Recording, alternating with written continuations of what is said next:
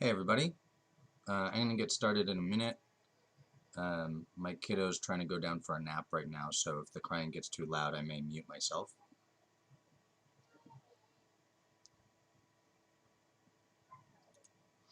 So I've already entered into the tournament, but I haven't submitted a deck yet, so I still have the ability to make changes if I want. Um, I've been looking at my sideboard trying to decide if it's the way I want it or not.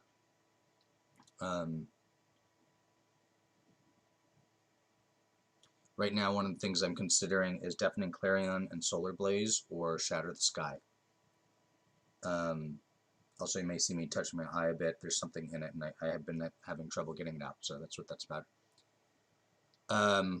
Deafening Clarion only costs 3 mana versus Shadow the Sky, which is 4, so Deafening Clarion comes out faster against the aggro decks, which is mostly what it's for. The problem with Deafening Clarion... Yeah, you just, Toph, you just have to enter by 10. You don't have to start playing by 10. I've already, if you look here...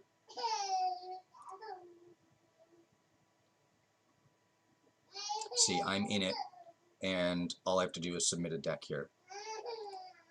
And you can see it just says that it ends. So I just had to submit my entry. So, for sideboard, the problem with Deafening Clarion is against the white Lurrus decks. The white Lurrus decks put enchantments on their creatures real fast, and they get out of range of Deafening Clarion, so that doesn't kill them.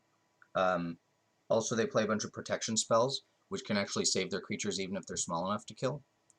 The Shadow the Sky, they only have one protection spell that protects against it for an enchantment or enchanted creature.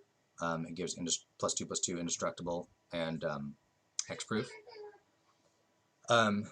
The other problem with Deafening Clarion is against Gruul. If I don't think that's going to be a widely played deck, but if against that deck, Deafening Clarion's pretty bad, and Shadow the Sky still does the job. On the plus side, it costs 3 mana, which is relevant. Archie J. Arch, thank you for hosting. The 3 mana is relevant against the aggro decks because you want to, that one turn can make a huge difference. Also, the fact that it can give your stuff lifelink can be relevant. It can actually help you catch up later. Like if you get down to 2 or 4 life against a burn deck and stabilize, they could still burn you out, but Deafening Clarion can give some stuff lifelink. The other thing is if you end up having to play a creature early, all my creatures have 4 toughness or more, so Deafening Clarion can still wipe the board without clearing my stuff. So that's the plus side. The minus side being that it's bad against white and it's bad against Gruul.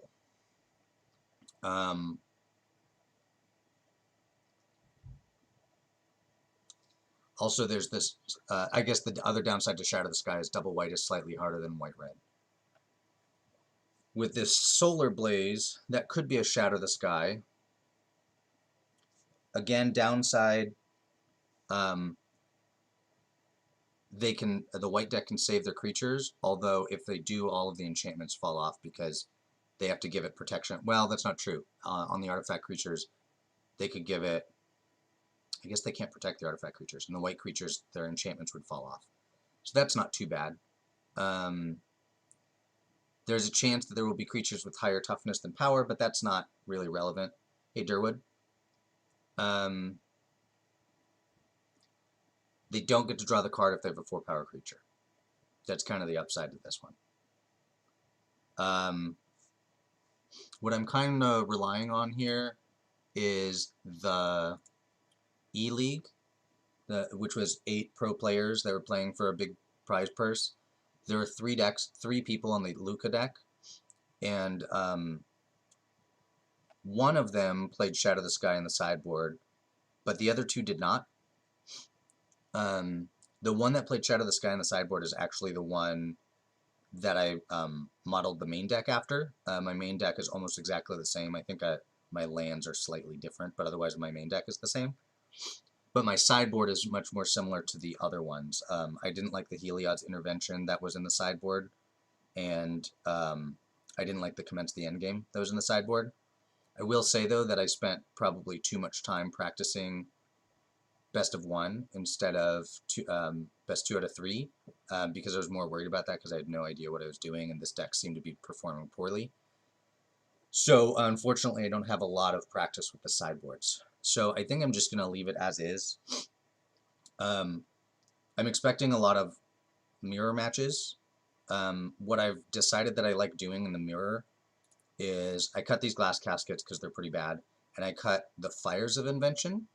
And the reason I do that is I'm putting a bunch of counter spells in, and Fires of Invention keeps me from playing those counter spells. The counter spells are more to stop their early plays, but I've liked taking the fires out. So that's 7 cards. What comes in is these Archons of Sun's Grace, which is sort of weird because it means that my Luca doesn't guarantee an Agent of Treachery. But what I found is a lot of times the games just turn into an attrition battle, and I've won games where my opponent played all of their threats, got way ahead, but wasn't able to finish me, and then I had threats left. And so Archon of Sun's Grace gives me those threats. What ends up happening is you have a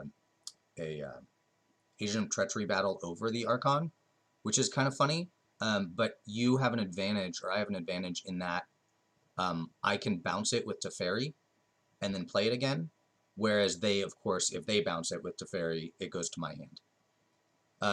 So I bring those in. I bring in the Dovin's Veto and the 4 Mystical Disputes. And then Tail's End is really good in the mirror because it counters Yorion. It also counters all of the Planeswalkers. So it counters all of the spells you care about except their counters. And many of their counters are Dovin's Vetoes. So that's 8 cards. So I have to cut 1 more. And I haven't really decided what the best cut is. But I've been leaning on cutting 1 Luca, since Luca gets a little less good. It doesn't guarantee an Agent of Treachery. And I can just play more threats. I don't particularly care about Luca because I'm not trying to do it fast necessarily. You can totally win, especially on the play, if you just turn 5 Luca, get an Agent of Treachery, but I'm not guaranteeing that anymore, so Luca gets a lot worse. So that's why I cut 1 of those. Everything else you'll just kind of see as I go. Especially in the mirror matches, time is going to be relevant.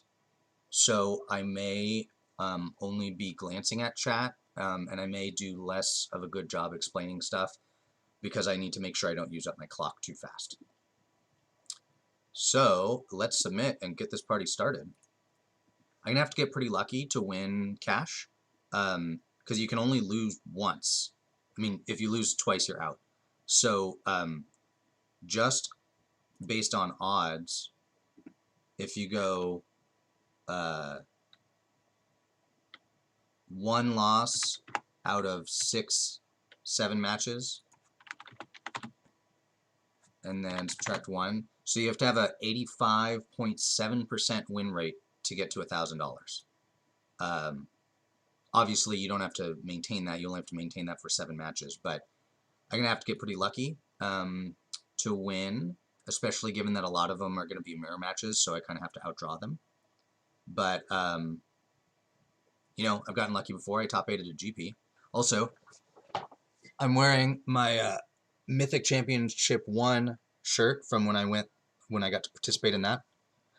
You know, just cause if there's any time to wear it, now's the time, right?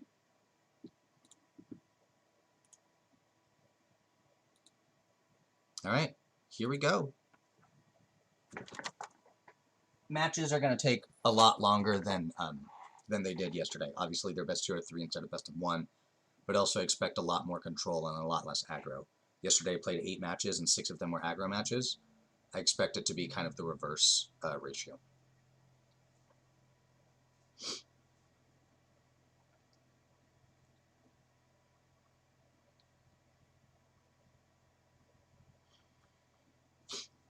As always, the first game takes a little while to load.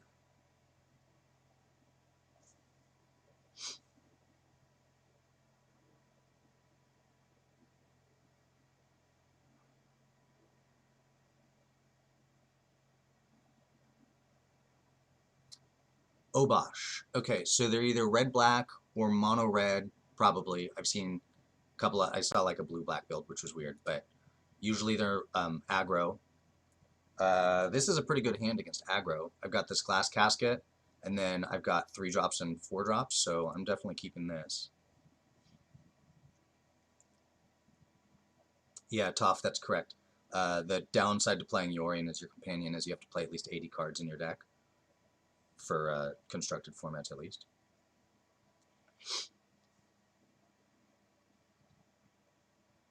Oh, they're mulliganing to 5.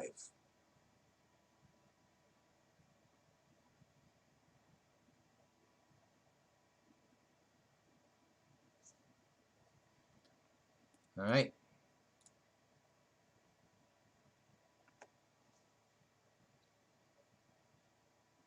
If they don't play anything for me to glass casket, then I'm gonna. They did. Do I want a Fabled Passage right now to guarantee Teferi on 3?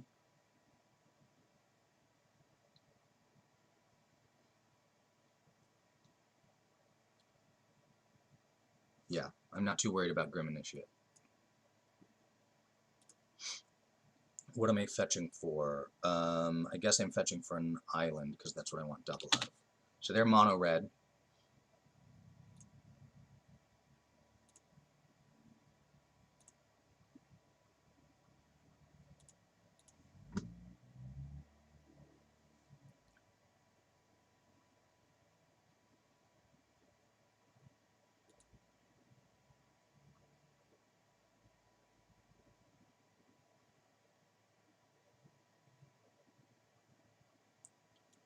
Okay, so I'm gonna Teferi here. They can totally kill Teferi, but I need the card to try and hit that next land. That is haste, so I'll bounce a non-haster. Missed on land. If I hit a land, I think I'm on Fire's Glass Casket.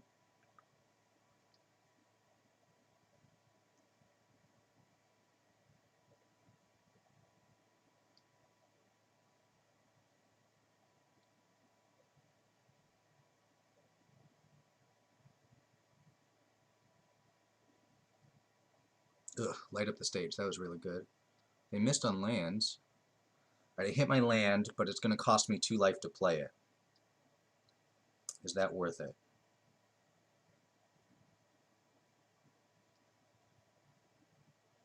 Yeah, I think I need to get my fires down this turn.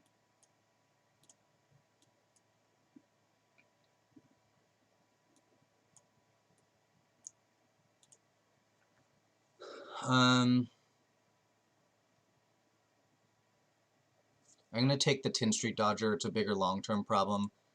I don't think they have another Fervent Champion right now. That would be the reason to take that one.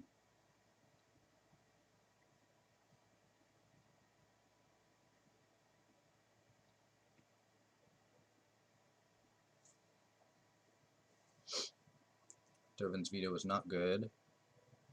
I'm going to Narset.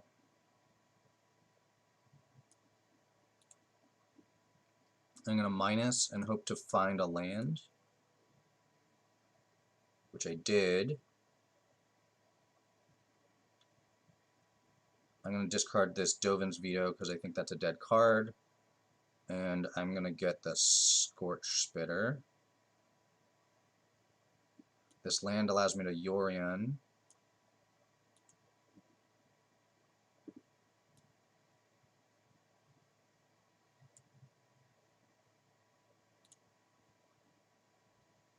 And then that allows me to remove fire so I can cast my Narset.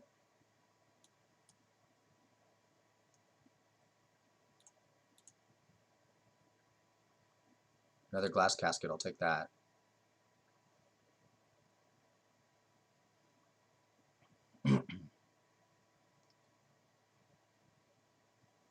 Alright, I think I'm actually in a pretty good spot.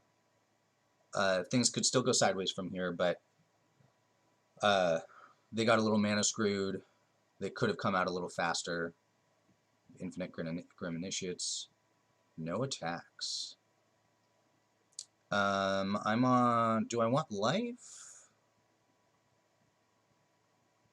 No, I think I want... Well, I'm going to do this first. for a Teferi. I'm going to do this. Discard a Fires. Kill a Tin Street Dodger.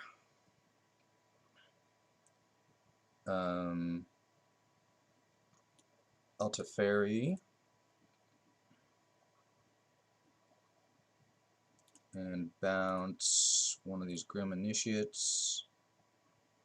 And I'll Glass Casket the Fervent Champion. And I'll play land. Still not attacking.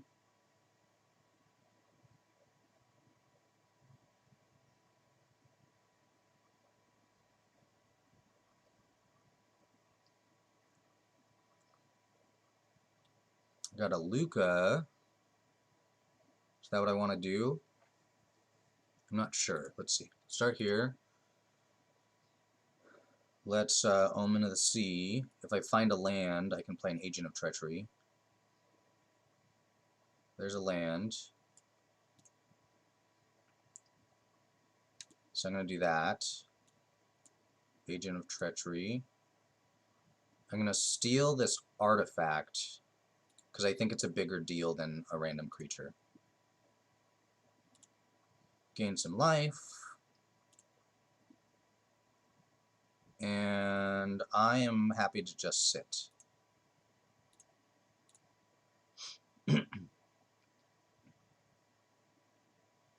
Another banner, okay.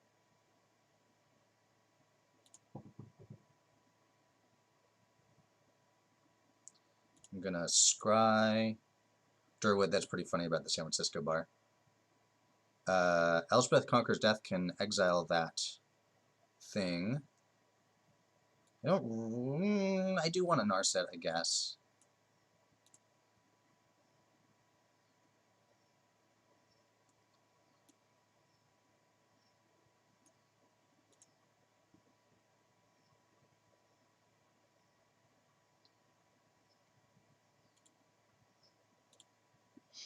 Let's check and see if I have anything to get back with the second half of Elspeth Conquers Death.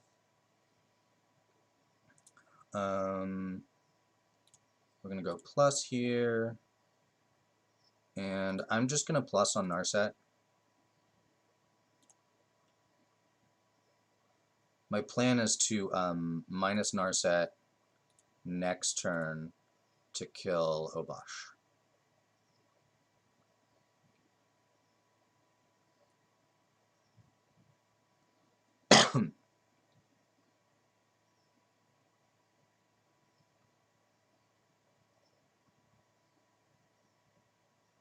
Alright, they gave up.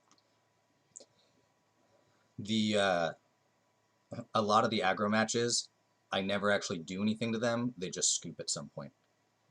Okay, so I feel like the Luca plan's not very good here. And so maybe Agent of Treachery can come out. And then I definitely want Archon of Sun's Grace. And the Deafening Clarions. And Solar Blaze, I guess.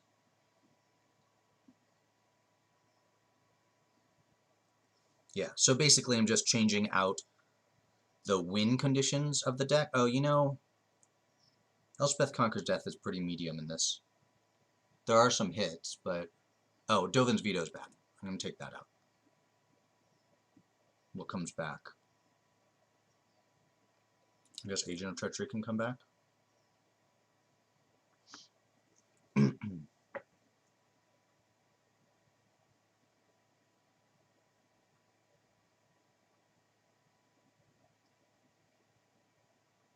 I don't know, maybe what I really want is the Luca, not the Agent. It's weird to have Luca in with no agents.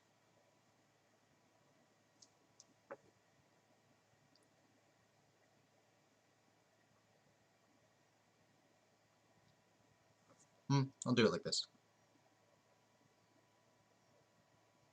Gosh, Agent doesn't seem very good.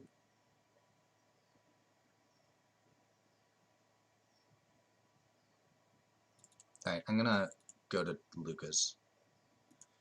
My thought being, like, if I have 1/1s or whatever and turn them into 3/4 lifelinkers, that's good enough. And at 5 mana, I might actually have a shot at casting it. The agent costs 7 mana, and I don't. If I can get to a point where I can cast agent, I'm probably winning already. Oh, they're mulliganing at 5 again.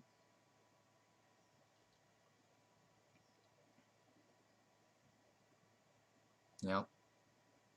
Hopefully they don't follow that up with another one next turn.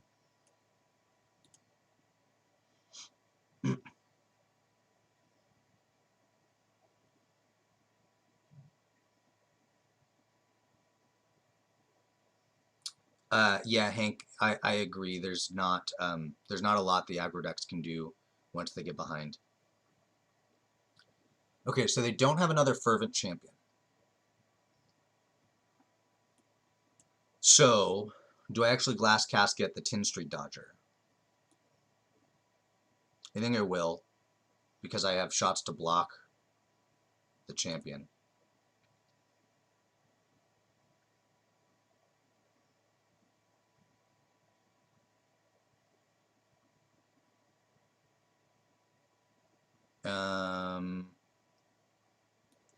I'm gonna Narset because I want to try and find something that allows me to block that champion.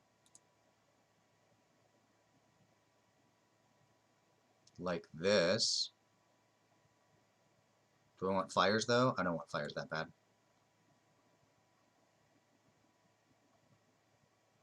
Note that the Grafdigger's Cage prevents Luca from doing anything.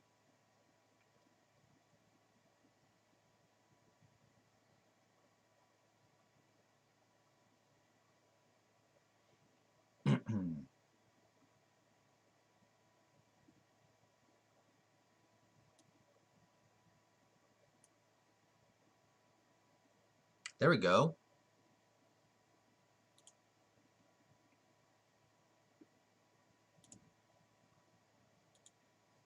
So I actually am not gonna chump the Fervent Champion if they have mana up, because they can. It has first strike, and they can just pump it with the Castle Embrith.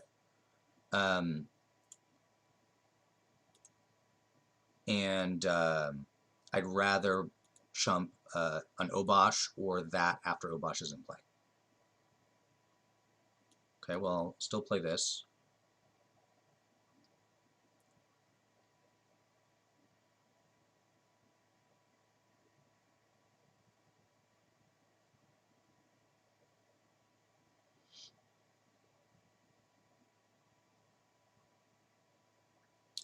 Okay, so I don't particularly want to give them the chance to kill the Archon. So I'm going to play Teferi this turn and just bounce the Spitter. And I'll play the tapped Sacred Foundry. And then next turn I'll play Archon and Omen and immediately get a Pegasus.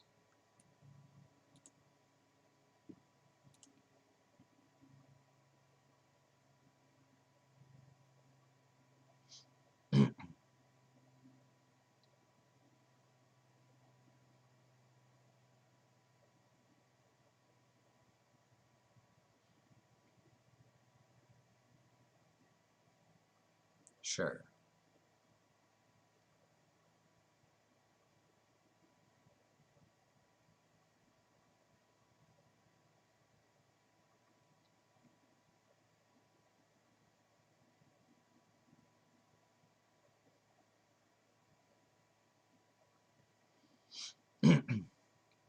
So they have the ability to Obosh next turn. I don't think I care about Narset, so she could die.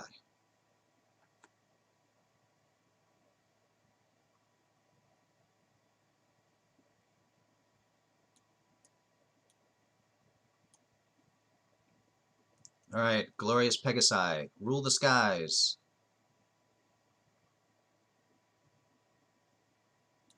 Neither of those are good right now.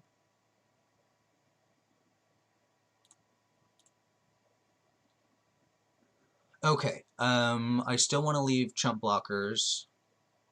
Next turn, I get to Omen of the Sea, and then Yorion, and blink a bunch of stuff. There's the Obosh. So Teferi dies for sure. I'm going to block here.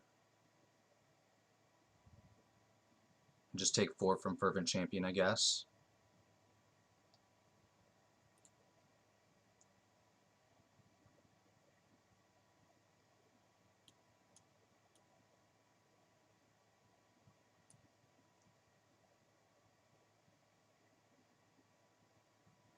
No lands.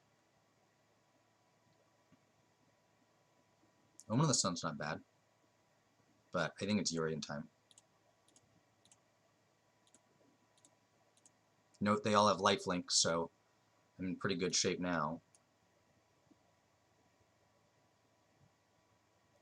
I'm actually going to blink the glass casket, and the reason I'm going to do that is because I don't actually care about the unblock damage as much as the first strike damage of the Fervent Champion at this point.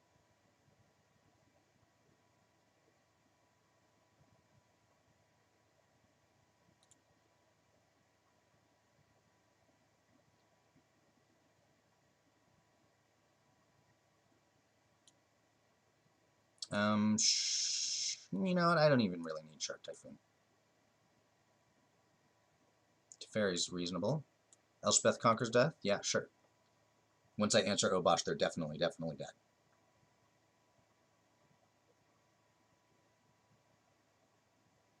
I mean, I think they're dead at this point anyways, but...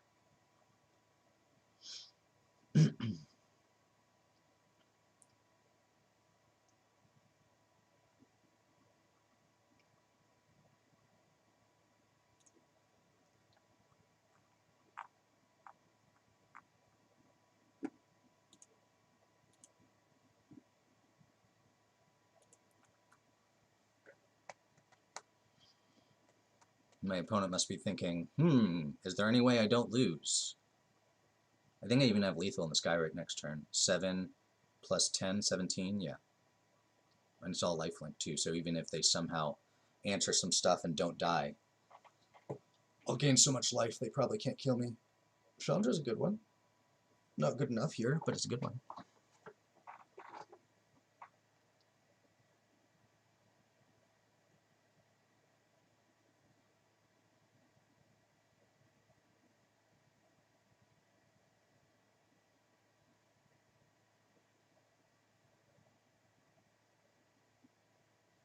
They're going to let me block the 10th Street Dodger. That's an... Oh, no. They paid for it? No, they didn't. I guess they did. Sure. I will block the Elementals. Are they blocking the same one? There we go.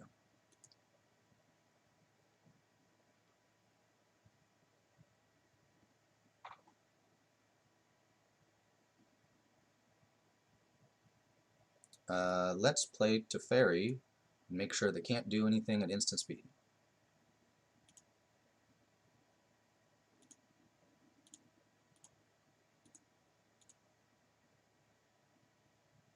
Hooray! We got one! So between yesterday's prize and today's prize, at 1 win, I have now broken even. But, you know, hopefully I can do better than that and get to some cash. We'll see.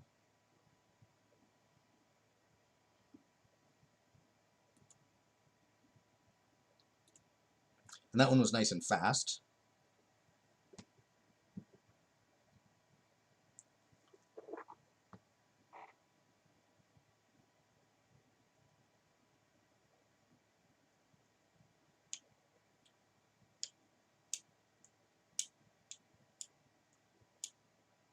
Alright, it's a Yorian.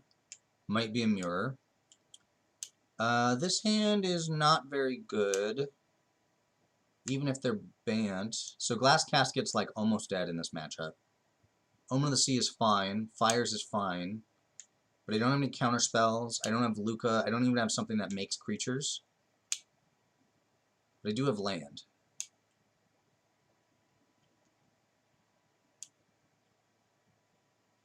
I think the Omen makes me want to keep.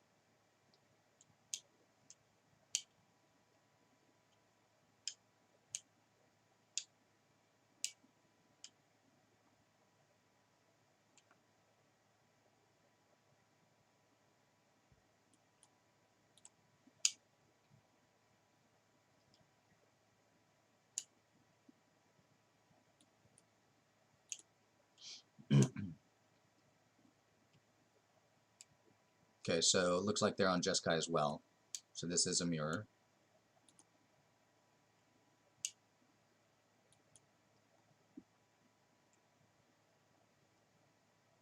Don't need another fires. Narset's good though.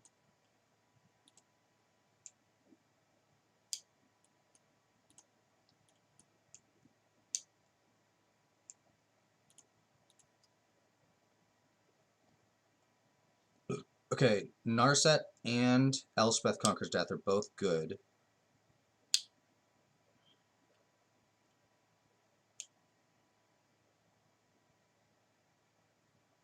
Elspeth Conquers Death. Narset I can play next turn after I play Fires. Elspeth Conquers Death is better for the long game.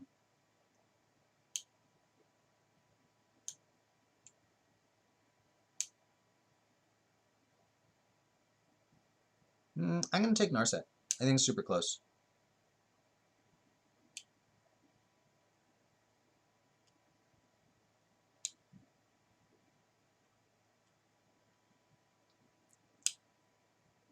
My thought with Narset is that I can alter pretty quickly. And if I can alter, I think it's likely that I win the game in a long game.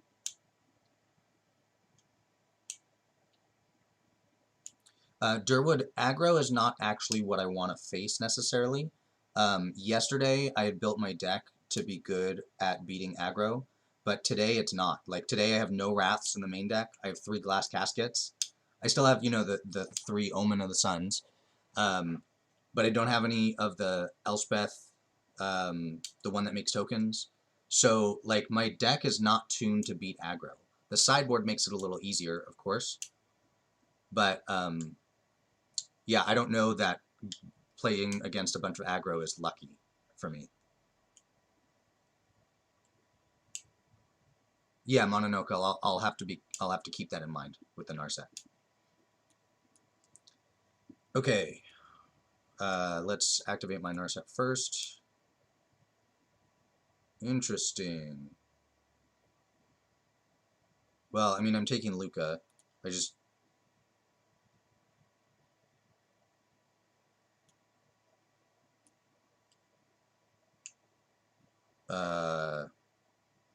yeah, I guess I'm going to Omen of the Sun. Make them have something.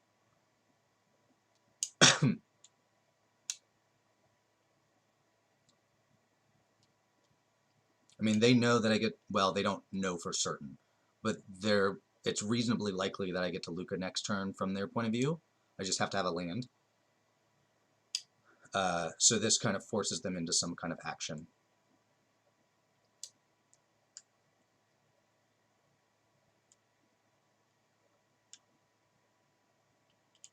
Which it looks like they don't have.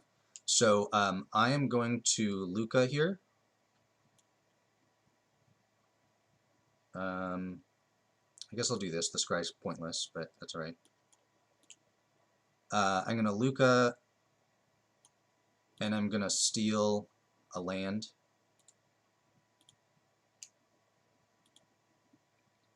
To keep them off of a Luca.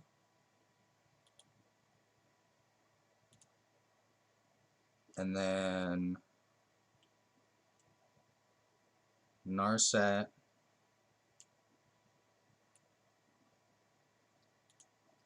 It's interesting. I could go up to Ultimate, or I could kill Teferi here. How important is Teferi? It doesn't seem very important, so I'm just going to go up.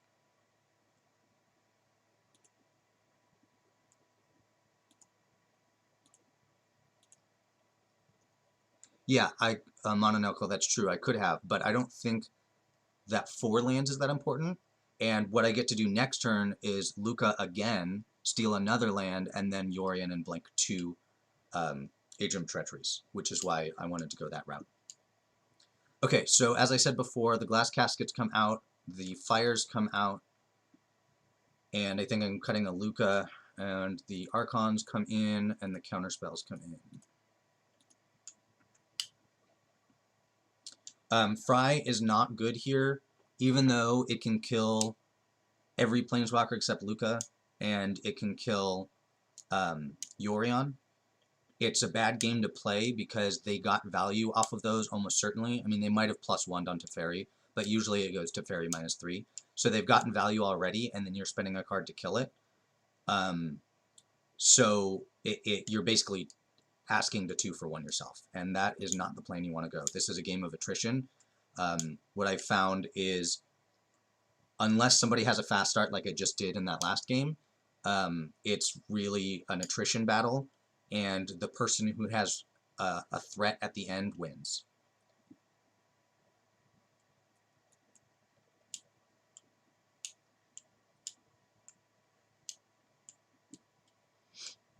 The counter spells are really for earlier in the game. They can come in handy later, but mostly they're for earlier in the game, to keep them off of an early Luca, or you have to counter Teferi if you see it, you know, things like that. Narset is a good one to counter. And the reason you have to counter Teferi is not because it's necessarily a huge threat, but because, of course, once it's down, you can't play any more counterspells.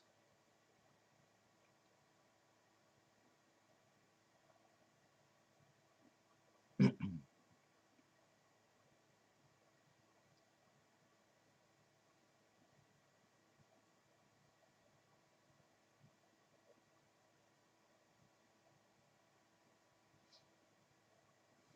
mean, I have a Mystical Dispute.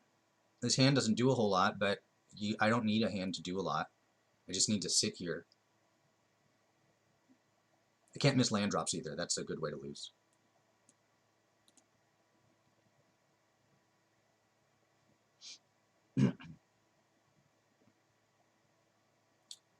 I'm going to play the tapped land because they might think that they're safe from Dovin's veto, even though I have this Mystical Dispute.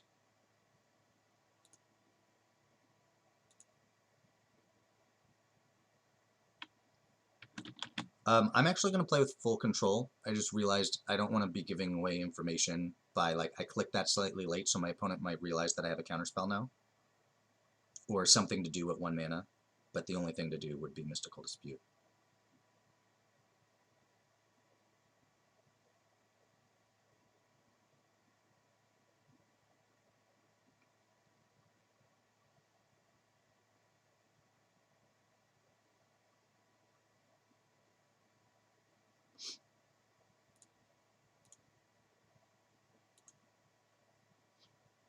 So if they Teferi, I'll counter it. If they don't, I probably won't counter. Yep, there's Teferi.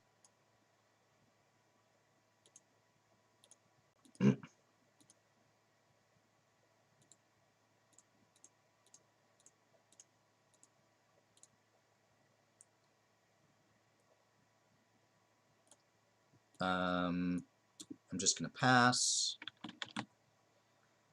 So I'll leave up Dovin's veto, and if they don't play anything I need to Dovin's veto, then I'll just Omen of the Sun.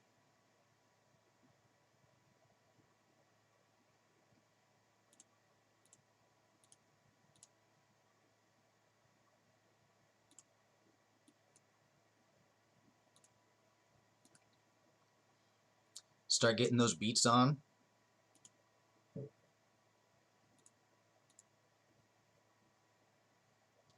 I'm going to play this because I need a red source. Oh, no, I have a red source. So I guess I'll just play a land then, because I think it's reasonably possible that I'll want to cycle that land. It does mean that if I top deck Luca, I don't get to play it, but that's okay.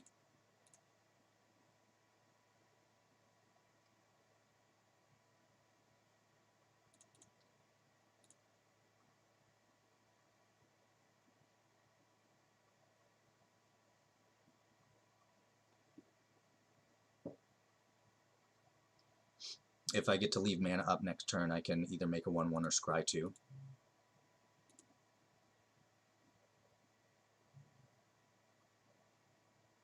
You gonna give me something to counter?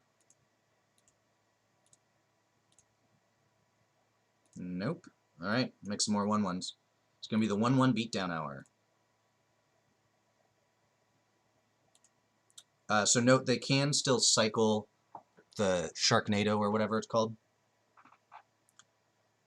Alright, I'm going to play this land. No, just kidding. I'm going to play this land because that leaves up the mana to activate one of the things. So I kind of expect they're going to make a shark here. And I can't counter that. No, or not.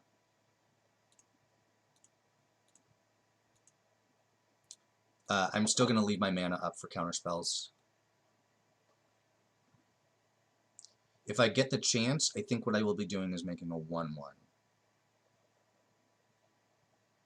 I suspect they boarded out all their Wraths, if they had any. So the 1/1s are worth quite a bit right now.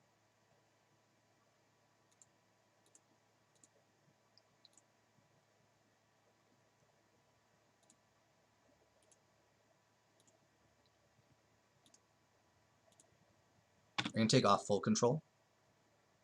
Because since I have this castle to activate, it's gonna allow me to respond all the time anyways.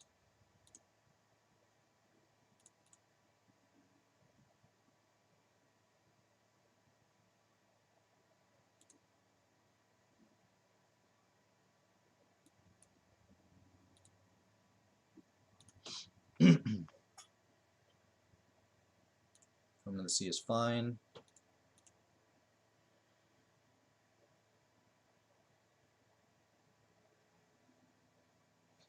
So they might be trying to save a threat and a counterspell. That definitely slows me down, but I'm not going to waste a counter on it. But Dovin's Veto can't be countered. They might also be trying to like to fairy and play another threat. But all the threats that matter cost 5. So they'd have to wait one more turn for that.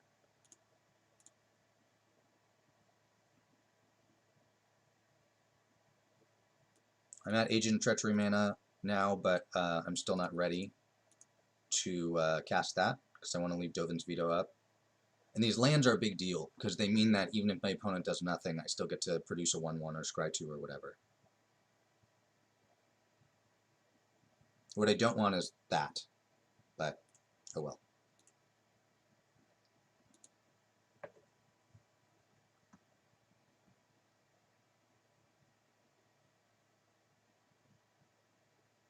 Yeah, the castles are really good.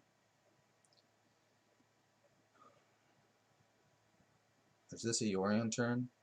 So I can Yorion and leave up Dovin's Veto. What that does is it gives me lethal next turn. No, it doesn't. So I'm not going to do that. I found that often you want to wait on Yorion until you can get a crap ton of value for it. And I'd really like to get more value from like Blinking Agent of Treachery or something like that.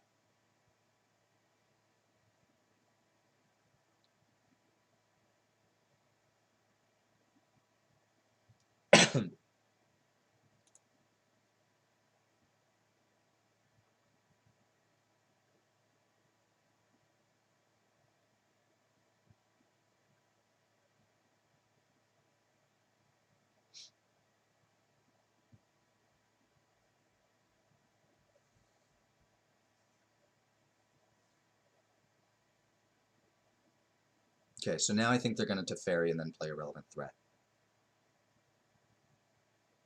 Or just do that.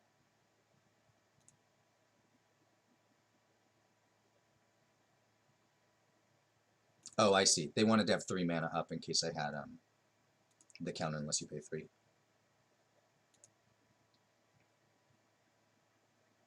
Okay, so I don't think I'm winning with tokens anymore. So I guess I'm going to scry.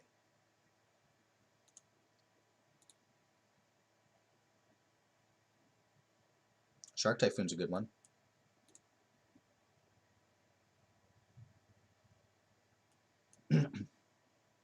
I can Shark Typhoon for 6.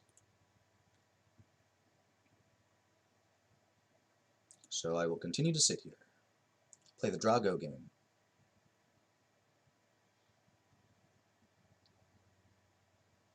You can see why hitting my land drops is so important. I basically just don't want to miss land drops. like almost this whole game. I always have uses for the mana in this matchup.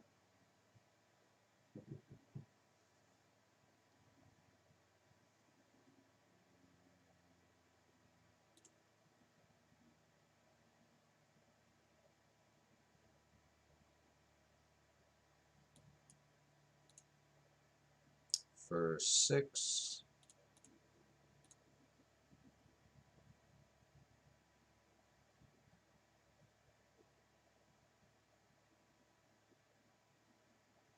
Teferi. That's good.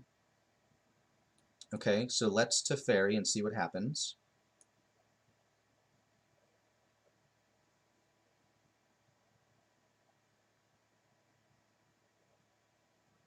That's a good start for me.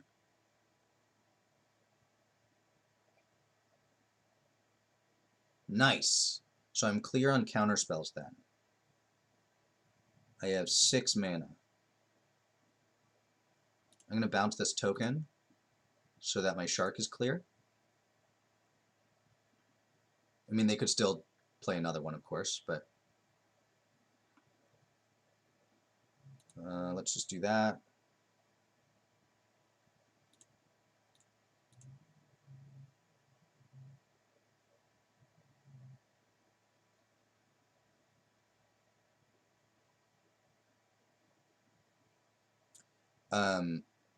So I could play Yorion, but then my shields are down with Dovin's Veto.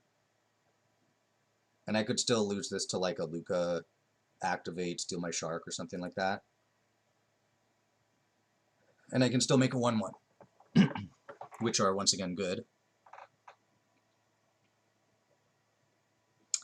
It's funny, I haven't actually played a game like this where it just came down to like attack with tokens forever, but it seems to be working.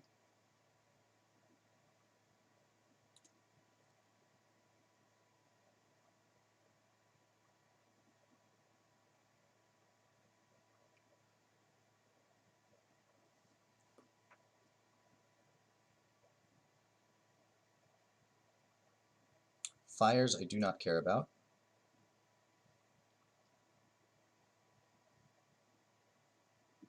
And Luca I do.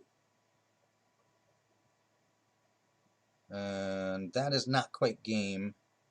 Oh, no, it is, because I get to Agent of Treachery and steal a creature.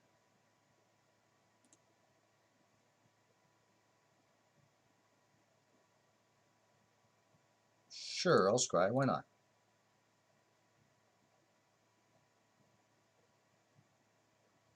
Some Archons? Sure, in case something weird happens here. I think I just win here. Pretty sure they can't do anything. I guess they could cycle a Sharknado and go to 1.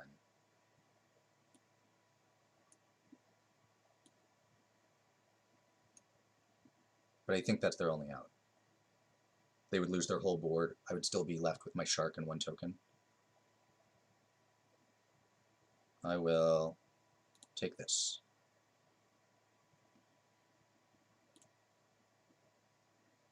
Go team, go.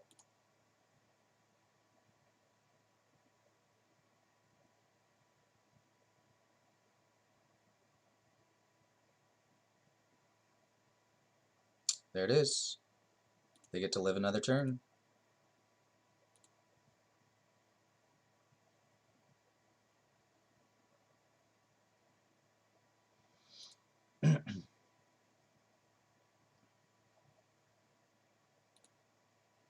All right, what you got? Nothing. Woot woot. 2-0. Got 4 more wins to cash, 5 to max cash.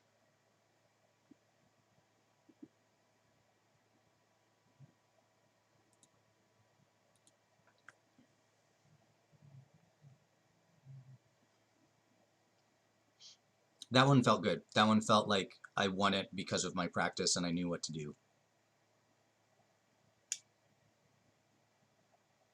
Alright, no companion means it's either Wilderness Wreck or Winota. No lands is a clear mulligan. This is not a good hand, but I have to keep it. And put an agent on the bottom. Let's hope for Wilderness Wreck. I think that's a better matchup. Oh. Oh, weird. This is... Oh, it's Knights. That's what it is.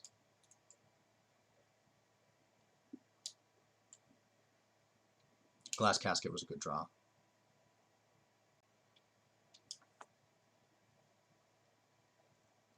What'd they get?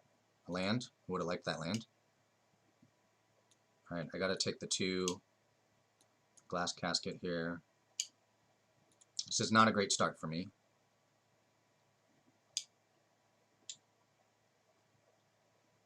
But they only have red mana at the moment. If they're Knights like I think, then that's a problem for them.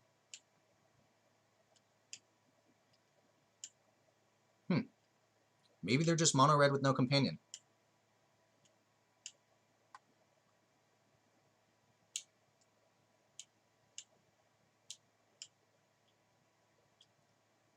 Which is definitely weird. I'm probably losing this game, but we'll see.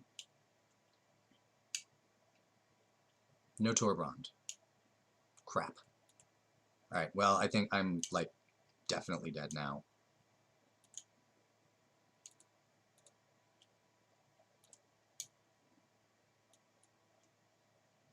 I have no Wraths in my deck. Does that keep me alive? Oh, it does. I need the land too, though. So I guess I'm drawing both.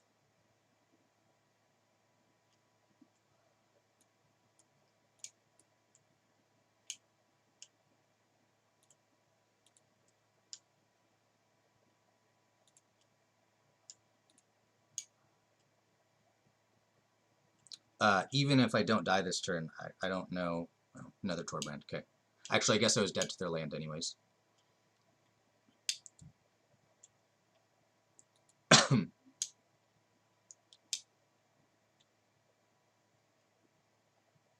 Okay. Definitely Clarion is in. Solar Blaze.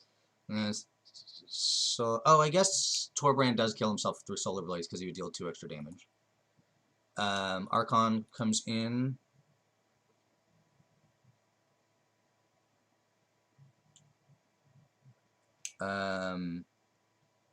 What comes out? I think the Luca plan is out. Agent of Treachery is out.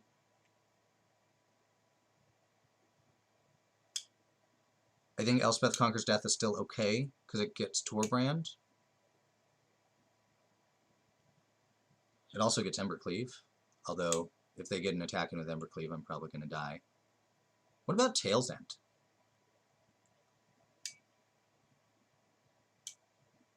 Dovin's Veto should come out.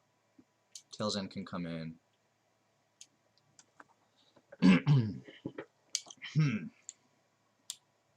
Do I want a Luca, or do I want an Agent of Treachery? Is my last card.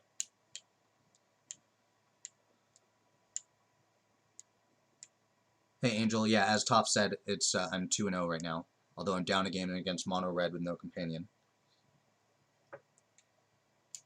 I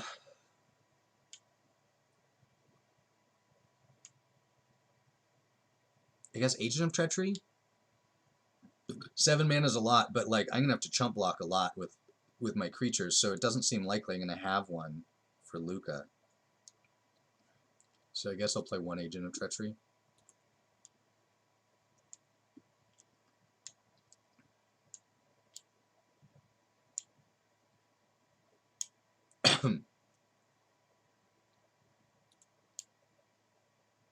No. Ugh. I mean, I have to keep it, but I have to top deck a blue or I'm super dead. I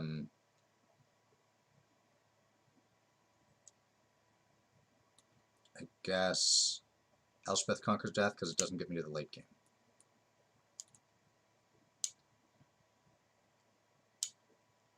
Blue source.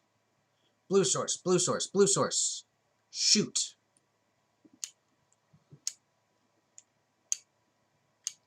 Alright. I need an untapped land, even if it's not blue.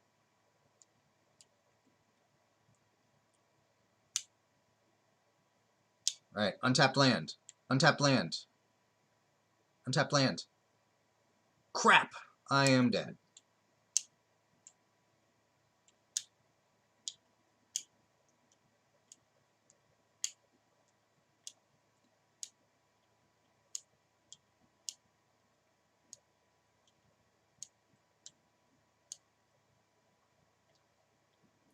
Yep, super dead.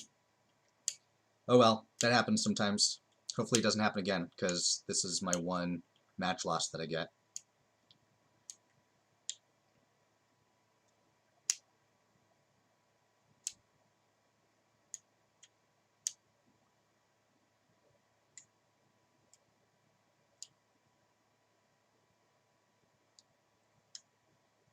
Yeah, Angel, that's what happens with the red decks. If you stumble, you're out. But you made it to day 2. That's cool. If you went 1 and 2, you at least got your buy-in back.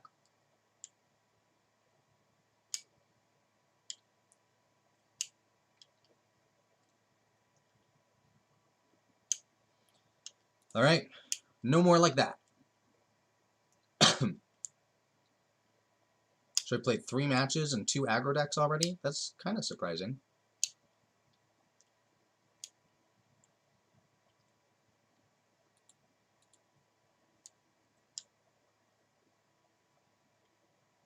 All right, no companion again. Oh no, just kidding. It's Yorion. So it's another mirror. I think this one's not good enough. It doesn't have a way to stop their fast Luca. It doesn't have a Luca. It only has 2 lands. Well, 3 with Birth of Meletus, but it doesn't have the mana to play a Narset. I can play a Teferi, but I'd really have to Heart of the Cards this for this to work out for me. I think I can do better. Well, that's not better.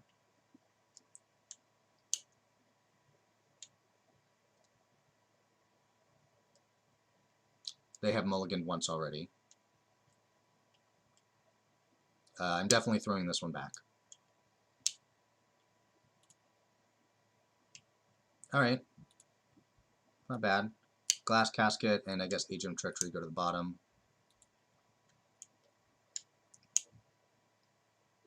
I think Fabled Passage is finding an island this game.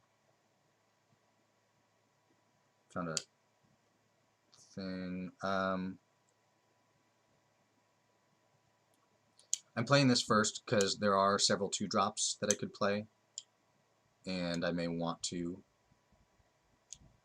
I still think I'm on island because I have more time to find the second red source, but I could find the 3-mana Narset, and I would want to have the island for that.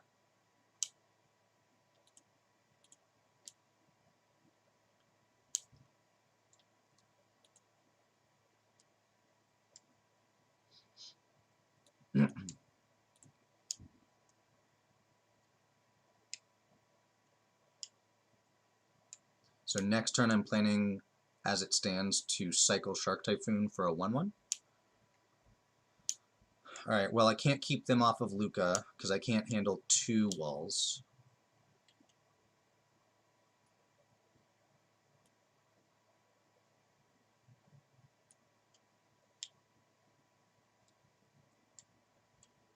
I'm actually going to Birth of Meletus.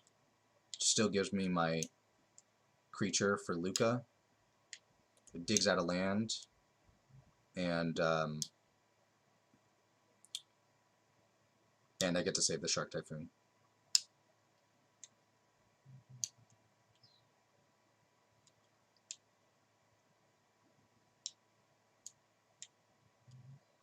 So if I top deck a Counterspell, that's a way to stop a turn 5 Luca here, but otherwise I have no way of stopping turn 5 Luca, so I just have to hope they don't have it.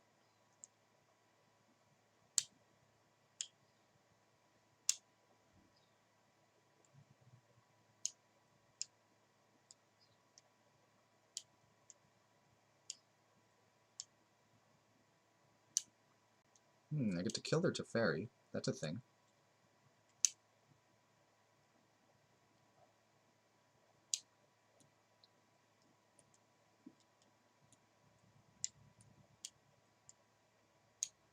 Might have to discard a real card to do it, though. Is that worth it? Let's draw and find out. I don't think it's worth it.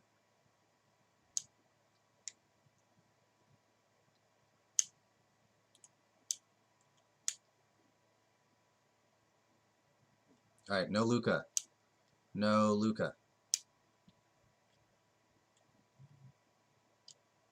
No Luca. No Luca. Damn it. On the plus side, they can't keep me off of Luca next turn, because between Narset and land, I still get to do what I want.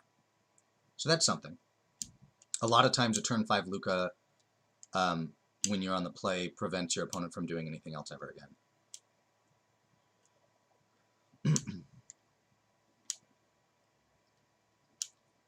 Okay, so when I Luca, do I want their Agent of Treachery so that they can't blink it? Or do I want a land? Or my Narset back? Oh, I want my Narset back, because then I can minus and kill their Agent of Treachery so they can't blink it. They can still go dig out another Agent of Treachery, but that's okay. Come back to me, Narset. And minus. That was not good. No,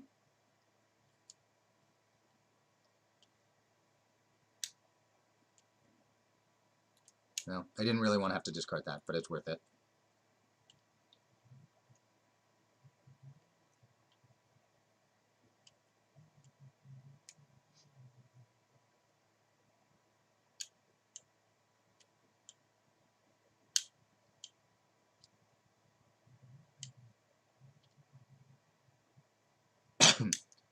Angel, what were you playing in your day 2?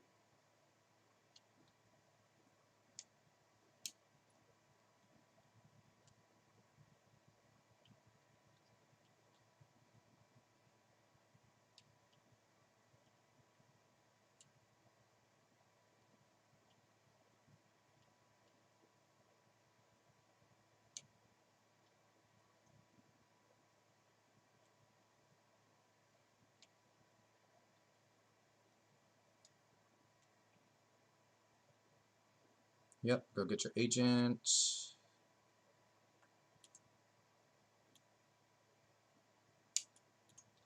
So my agent.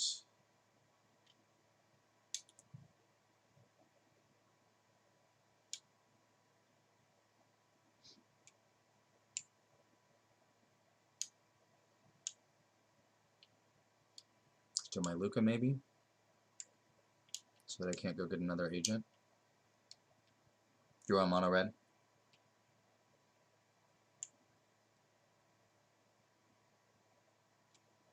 So they stole my Luca.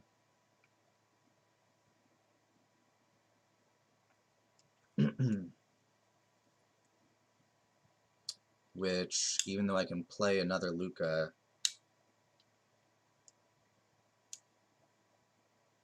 I wouldn't have a token. If I just plus Narset, she's going to die to Yorion, or an agent or whatever. I could play Yorion and blink Narset. That doesn't really accomplish anything, and they get to dig out another agent. Ugh. I think I'm just on land. Go.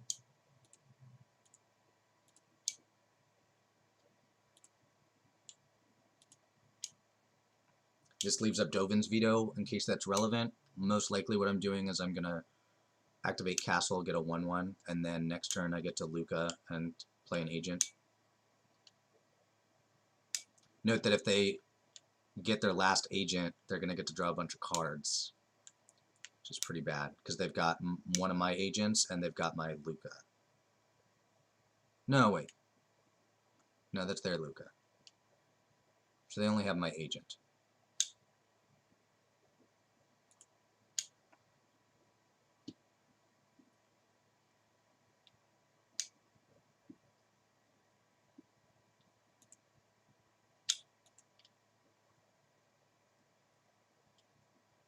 Oh, you're right, I can't cast Veto. Well, that wasn't really my plan anyways.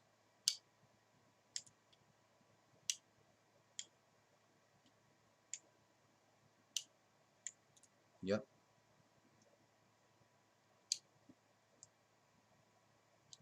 Okay, I'll make a guy. Probably going to bounce that guy with Teferi.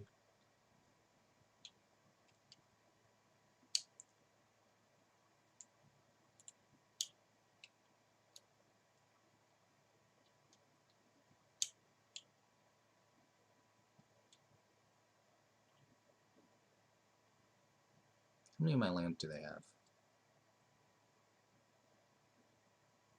Just the one. Oh, they didn't bounce my guy. So I can play Luca and steal something, but what would I want to steal? They have 7 lands.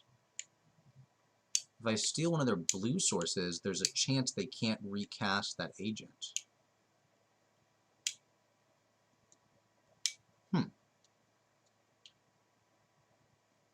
Okay. I think I'm kind of really low on outs, so let's just play to them not having another blue source, I guess.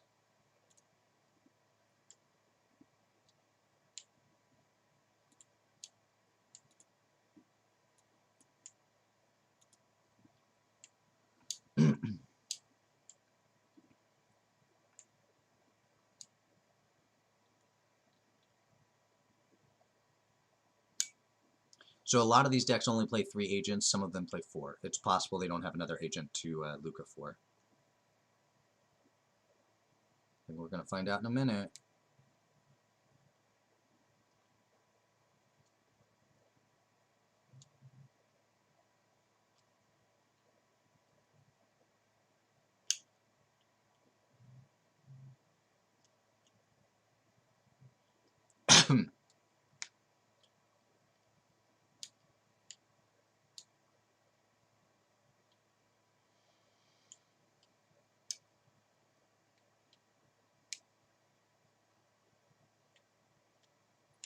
Okay, they didn't have a blue source.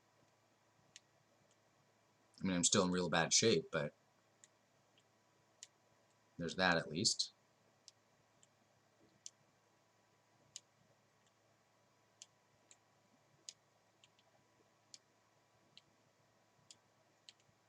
So it looks like they're on 3 agents. They did have blue source, but it's tapped.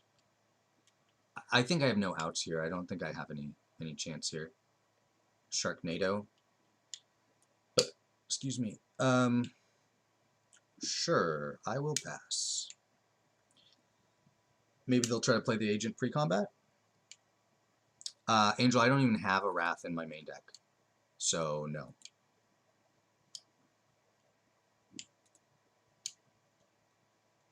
It's 8, 9 damage.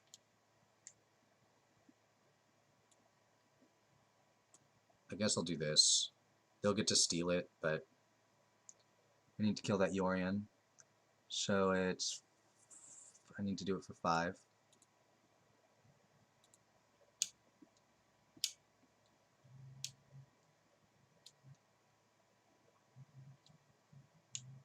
Elspeth Conquers Death. Not bad. I need, like, a Teferi so that I can bounce the shark token they're about to take.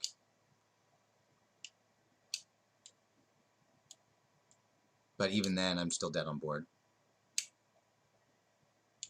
And Teferi's going to cost 5 mana, so there's not really anything I can hope to draw from Teferi. Yeah, I think I'm dead on board. I mean, I think I have no outs.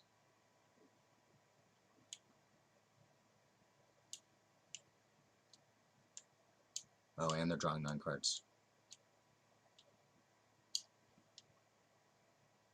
Basically, I'm just eating their clock.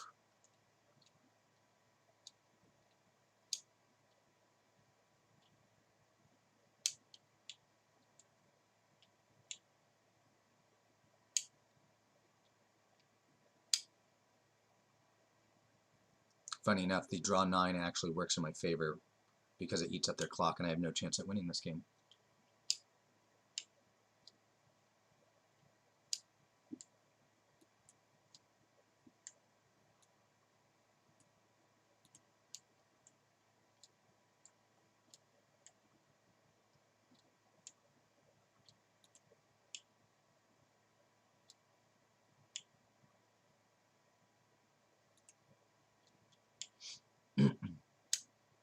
Okay, super dead. So that went poorly. I did mulligan to 5 and drew 2 dead Dovin's Vetoes. So, you know, that's how that goes.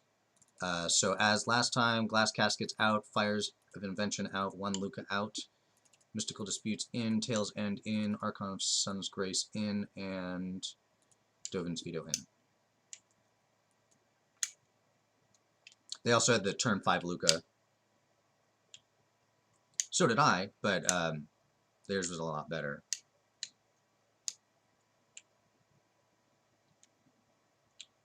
It's hard to beat a turn 5 Luca hand in the mirror when they're on the play.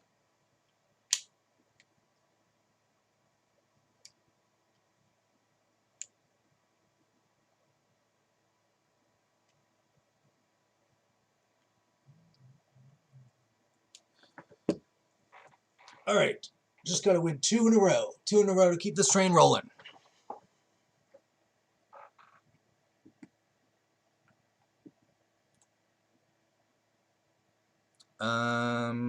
It's not perfect, but it's not terrible. The Birth of Meletus on 2 gives me my 3rd land, which gives me a Teferi. They might be able to counter it, but that's the way it goes. If they then play a Teferi, that's a huge bummer. If I draw another land, then maybe I play nothing on 3, and then plan to play Teferi with Mystical Dispute backup for turn 4. That was the wrong land to play. I should have played Sacred Foundry in case I had drawn untapped non-white source. But the 2 life doesn't usually make a difference in this match.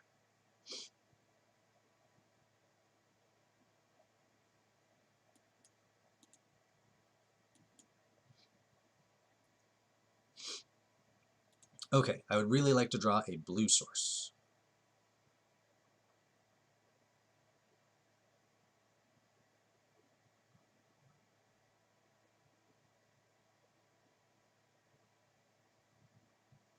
Although if they just play a tapped land, I'm playing Teferi, 100%. Okay, playing Teferi. Keep them off of their counter spells. Now, they could play their own Teferi, which would be a bummer, but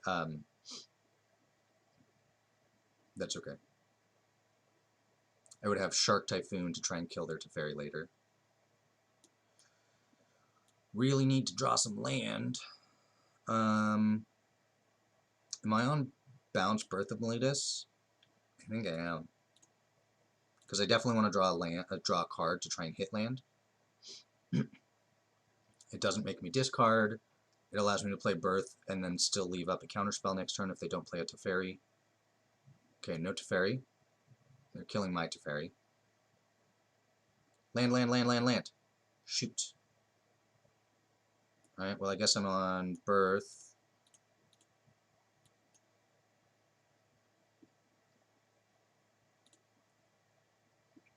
So I don't know if they've sideboarded out Fires or not.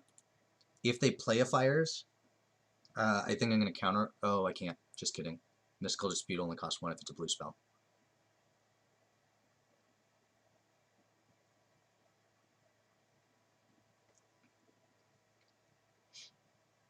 Do I cycle Shark Typhoon? Yeah, I really need to hit land.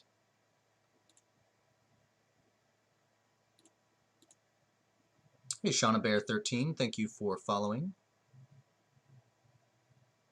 Well, I hit land, but it wasn't blue, which is unfortunate. I think I'm on just pass. This way I get to leave up Mystical Dispute. I can't play Teferi and have Mystical Dispute up. So this way I get to leave Mystical Dispute up, and if they don't do anything, I can cycle a Shark Typhoon for 3.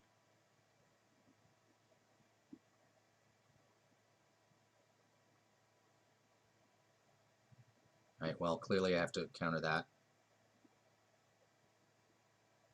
They could have another counter. They do not. Yes, I drew a blue source. I'm gonna... Do I want a Luca here? What does Luca get me? Luca gets me one of their lands. I get to leave up Mystical Dispute. They could have a Dovin's Veto.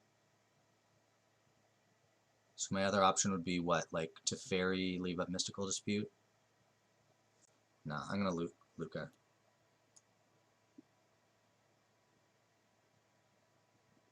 Okay.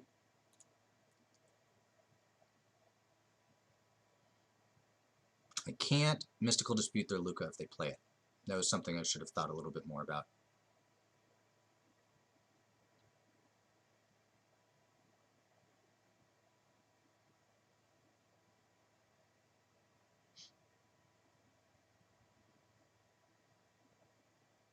No Luca. I can't counter that either. I can bounce it.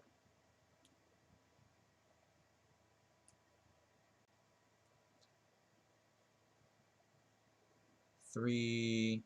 I'd only be able to cycle Shark Typhoon for 2. That's alright.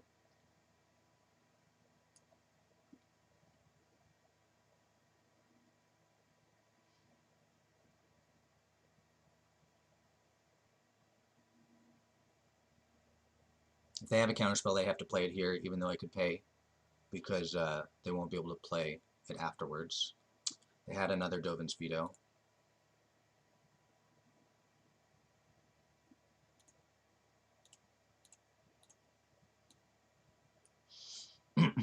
They are basically out of cards, though. Oh, but they get to play Yorion and blink their 2 enchantments and get some Pegasi.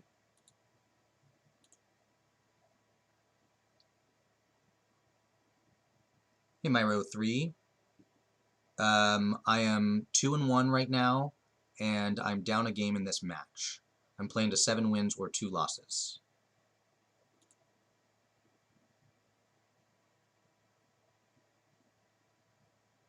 Yorion, so I can Mystical Dispute it? Huh? No. Okay. Alright, so if I want to do it for, if I want to Sharknado for 5, then I need to play this Plains so they can leave up Mystical Dispute.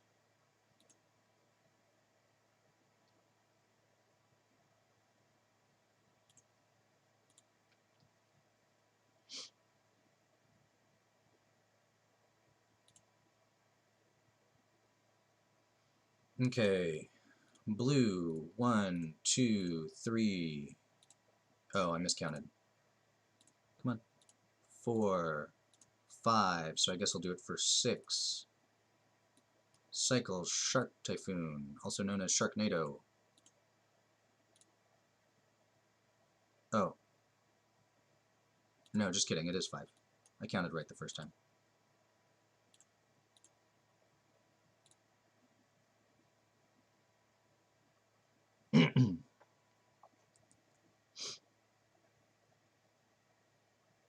Get out of here, Archon.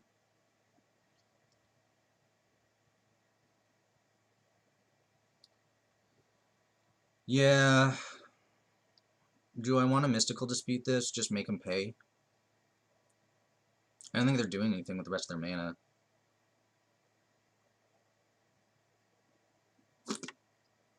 Fine. They also get to kill my Shark when the Omen of the Forge comes back. I do get to Elspeth Conquers Death on their Yorion, though.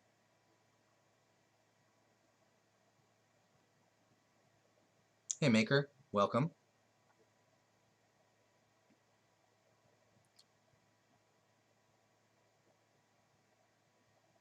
Okay, so I'm going to go Elspeth Conquers Death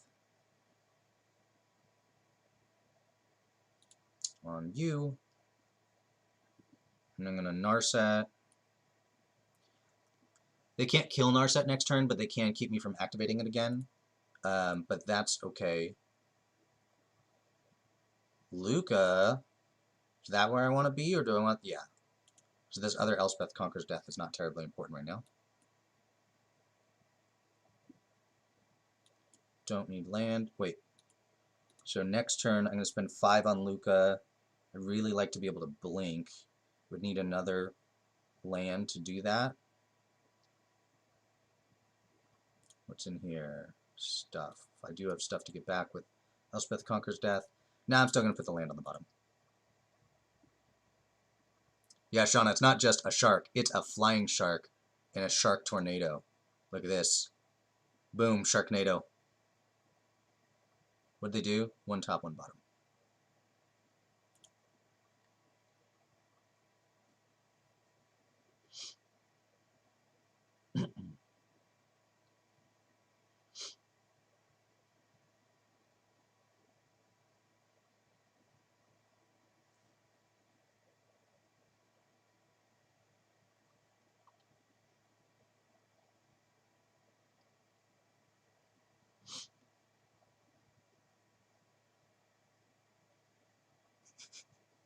Yeah, Shauna, they really jumped the shark with that card, huh? Agent of Treachery.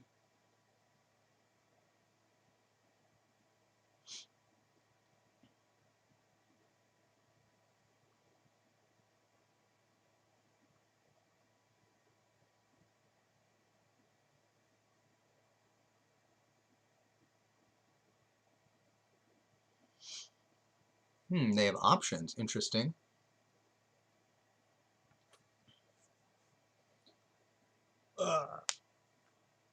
Luca, yeah, okay.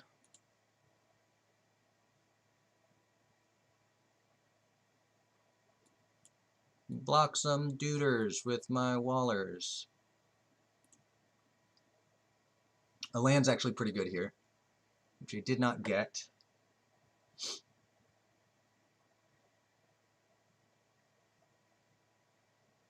Oh well.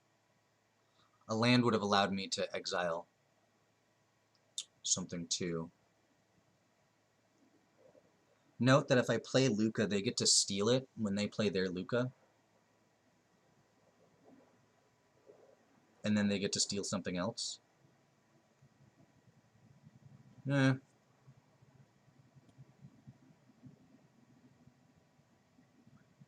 I think what I really want is to draw to a Teferi.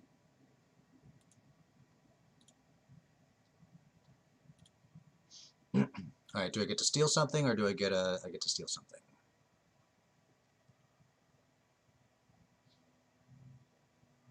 Do I just take a land?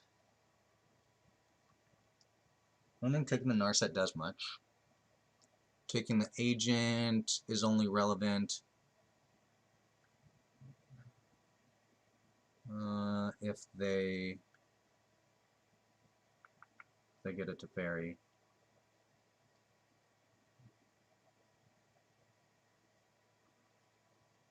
I guess I'll take them off of making tokens.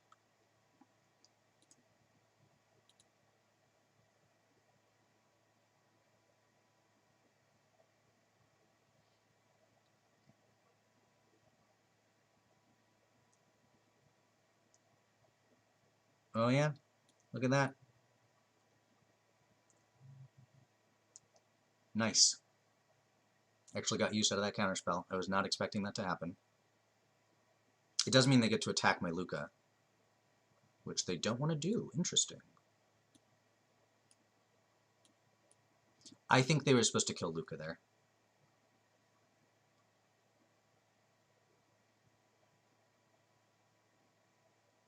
Oh, they're scooping it up. All right, I got that one. So as you saw there, that was basically just an attrition battle. They ran out of resources first, and so I got to win the game. I mean, clearly I hadn't won yet, but I was on my way to winning there. Did they see an Archon from me? I don't think they did, right?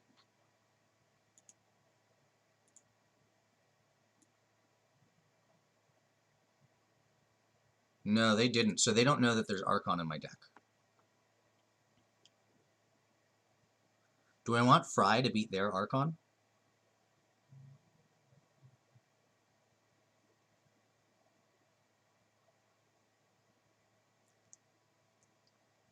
I mean, I probably don't, right?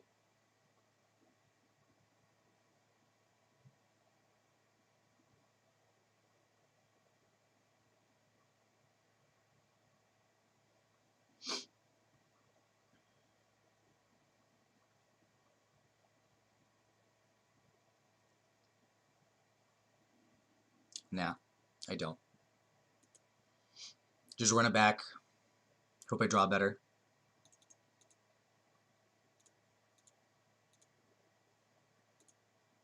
I mean, better than them. I drew fine last game. Well, this is not good. We'll mulligan that. This one's okay. It's not great. Looks like they have mulliganed twice, though, so that's good for me. Keep this. I think Fabled Passage is going to the bottom.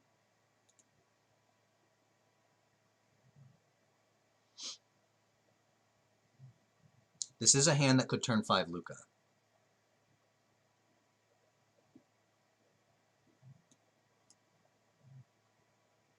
That's not going to do it.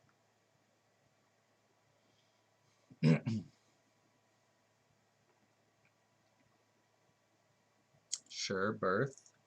That's what I'm going to do too. Only I'm going to take damage to do it.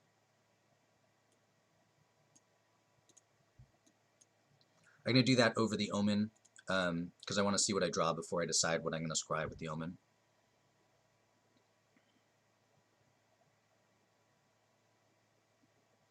I'm going to Teferi here and hope they don't counter it.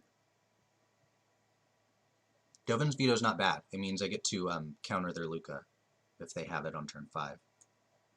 Alright, does this resolve? If so, I get to bounce the token. Nice. Bounce their token, keep them off of the Luca. Or a Luca activation, at least.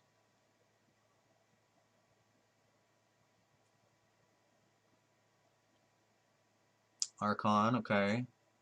That was good.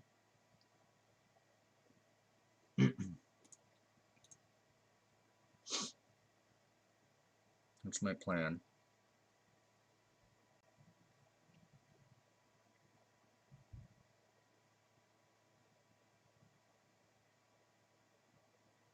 Here's my plans to... I have to play this untapped because I want to Omen of the Sea and counter something to have a shot at Luca next turn.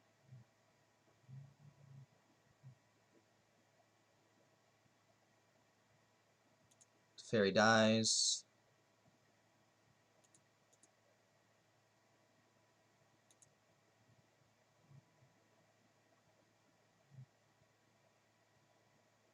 I don't want to counter that, but it's worth a Pegasus. Fine, it resolves.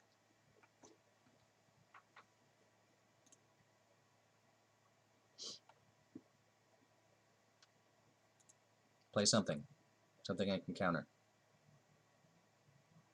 Dang it. Alright, well, I'm going to Omen, because I really want to find a Luca.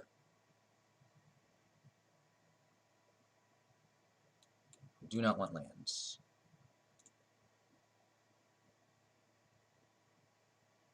Shark Typhoon's not bad, but it doesn't get me where I want to be right now.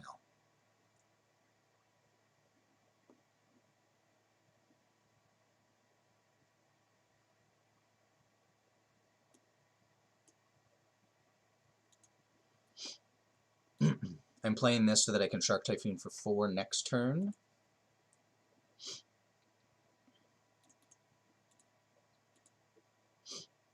It's going pretty well for them after a multi 5.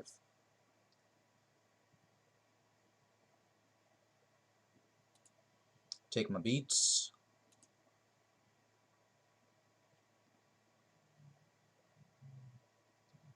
Another birth. Oh, I don't want to counter that, but it's worth another Pegasus. No, not going to counter it.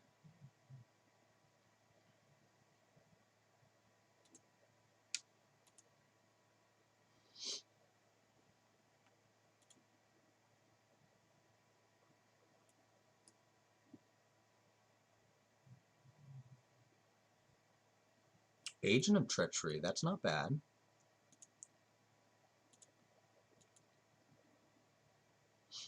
Okay, if they send before combat, I will cycle Shark Typhoon to block the Archon.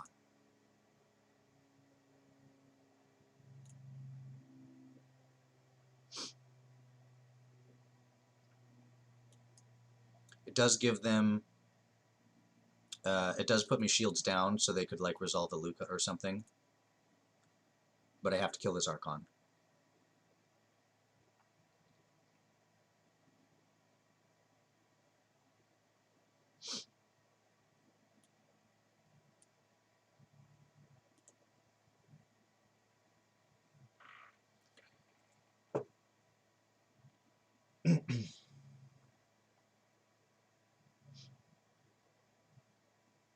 Agent of Treachery, okay. Could have been worse. I think I just have to play my Agent of Treachery. They'll get to blink their Agent of Treachery, but then I get to blink mine. I guess we'll play this game.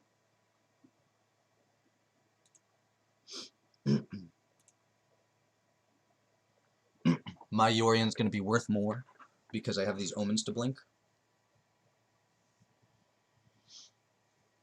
which is why I'm playing this game.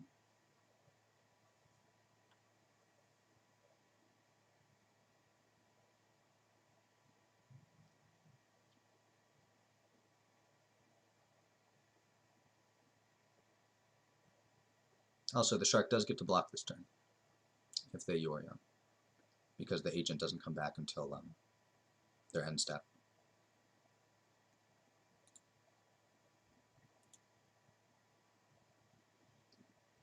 Excuse me. To Fairy. Okay, bounce the Shark instead.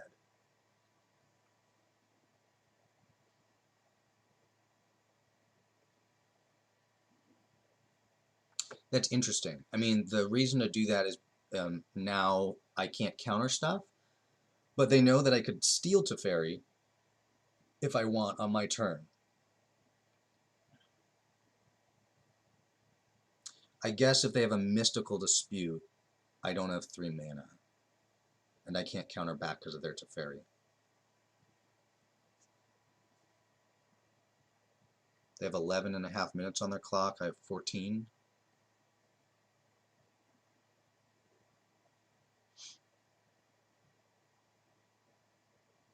That's interesting. They're attacking with their agent. Is that because they have a Elspeth? Conquers Death? Yeah, I mean, I'm still going to do it. Still going to take the block. Because they have a Yorion for sure.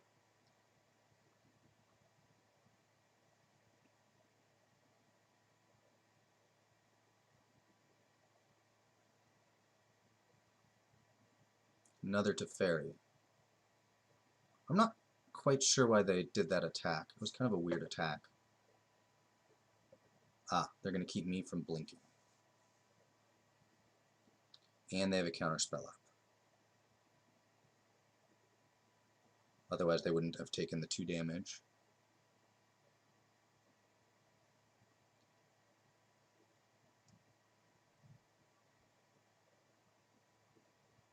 I mean, it's not good, but I have to agent, right? I go to 3 when they attack. And then I get to play my Yorion. Yeah, alright.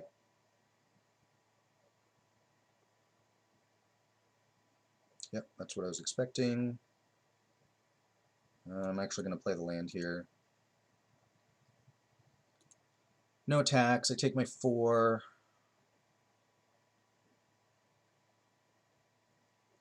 They might just play Yorion to try and kill me.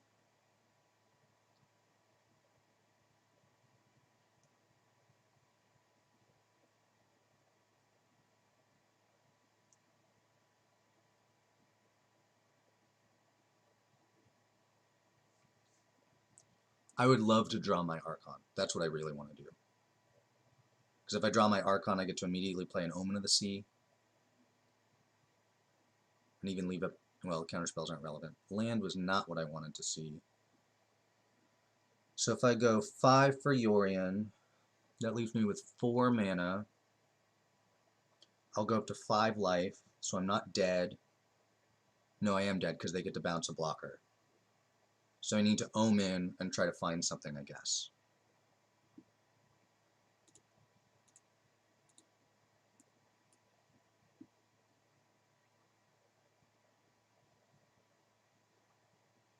Elspeth conquers death.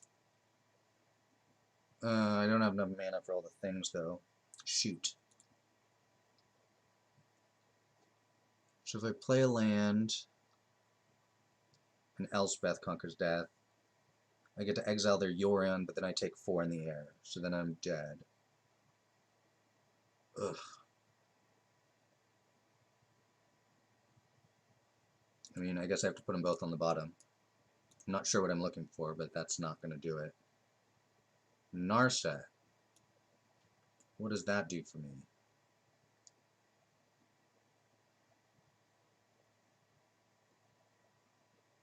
Nothing, right? Yeah, nothing. So I'm just dead. If my opponent plays correctly. I can Narset plus, go to 5 life, but then I can't cast anything else. Shoot. Well, if my opponent doesn't make a mistake, I'm dead. Even a Shark Typhoon doesn't save me here, because I don't have the mana to cycle it for 1.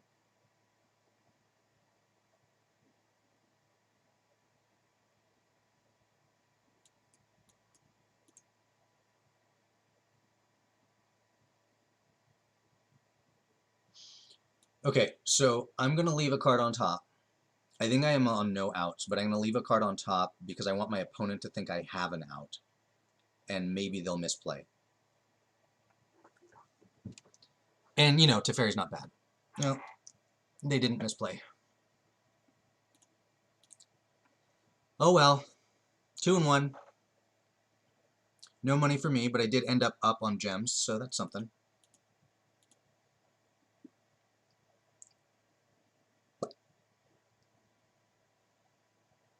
Or 2 and 2, I guess that's what I mean.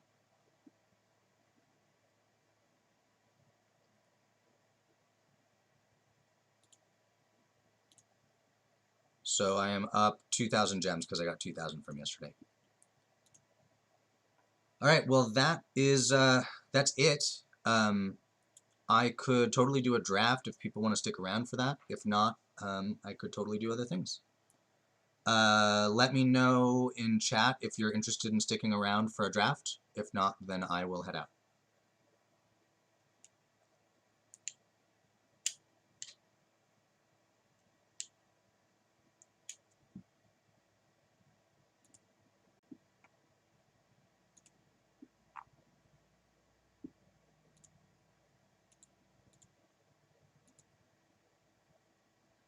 Mononoke's in for a draft. Anybody else?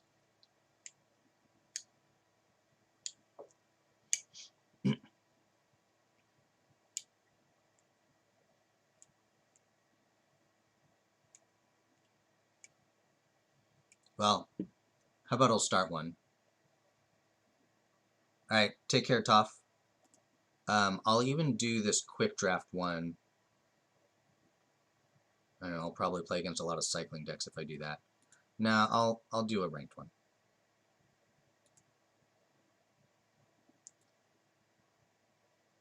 Alright, go.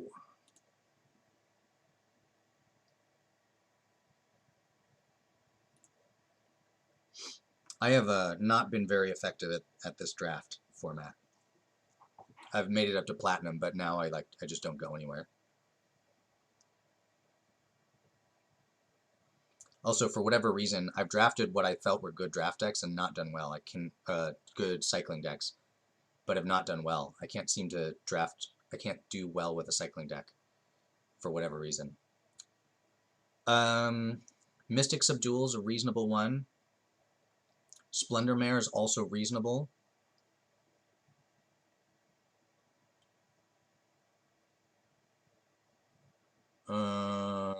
Thieving Otter's not bad, but I don't want to start with that.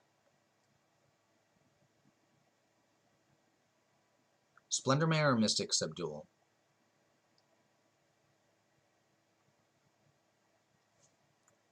I'll take Splendor Mare.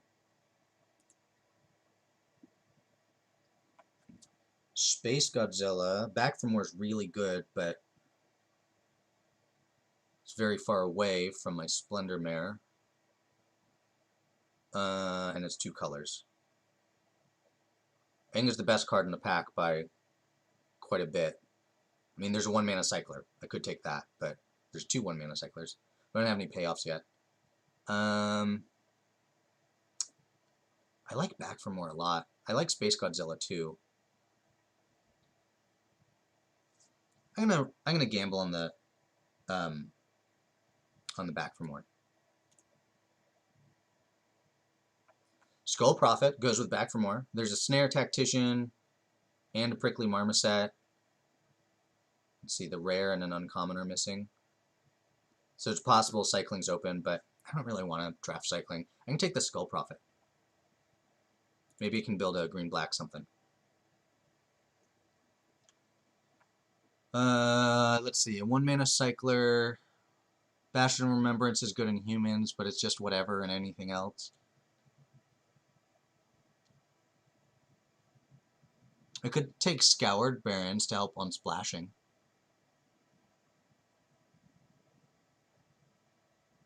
Green-black's not generally aggressive, so I'm going to take the Fixin'. Maybe help me play Pacifism or something. Greater Sandworm. Big card, cycles, I already have a Back for More. Yeah, seems like a good pick.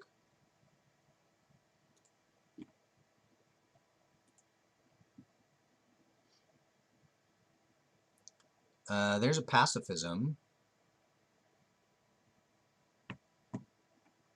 I don't really like anything else in this pack.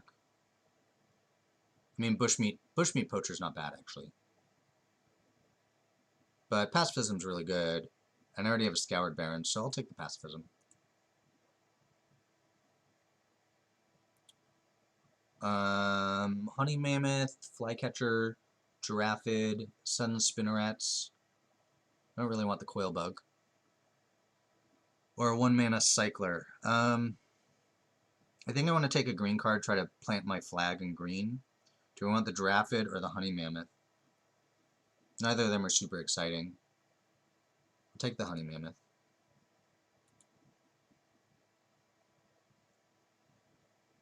I like Memory Leak. I think that one's good.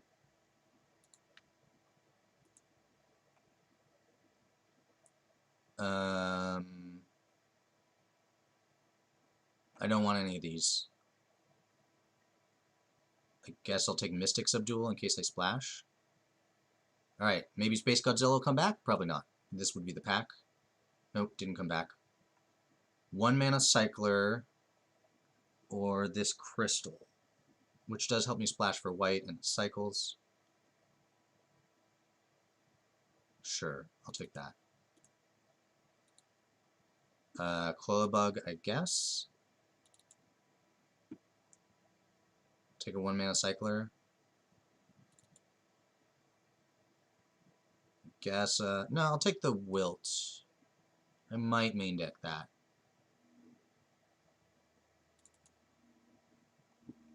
I don't really want another Honey Mammoth. Whatever, don't care.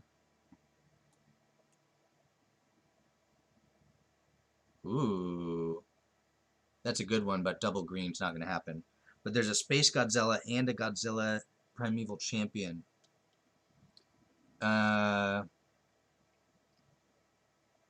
Space Godzilla is just better, right?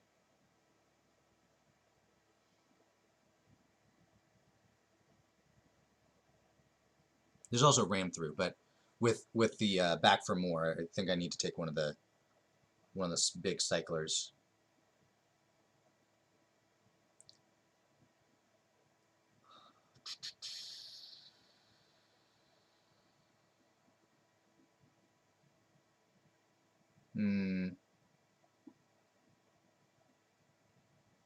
I'm going to take the Space Godzilla. Green felt a little more open, so maybe Godzilla will come back. Space Godzilla won't.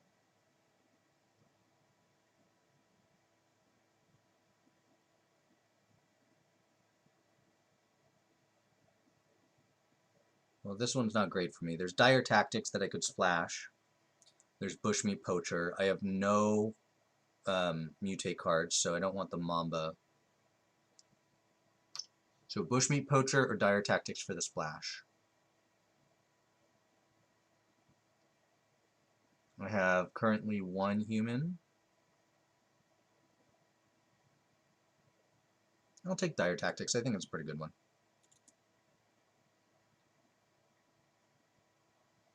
Charge of the Forever Beast is pretty meh. Deadweight is fine. Another Pacifism. Then I'm getting pretty heavy into the white.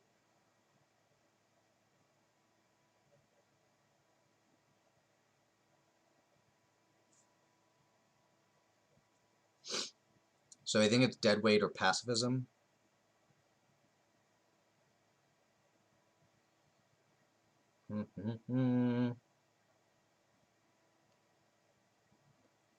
Pacifism's much better.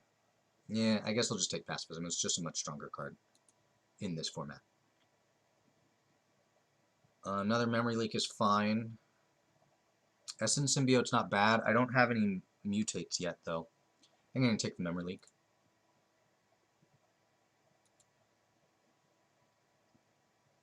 Darkfang Mentor, that's a thing. Blossoming Sands also helps me splash, but I don't think I can take that over a real card right now. So I'm going to take Darkfang Mentor.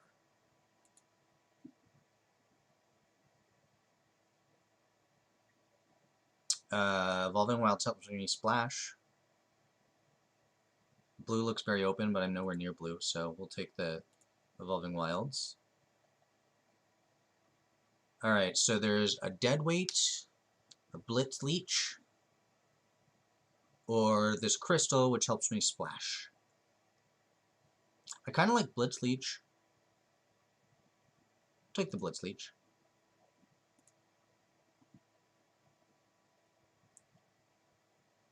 I don't really like any of these.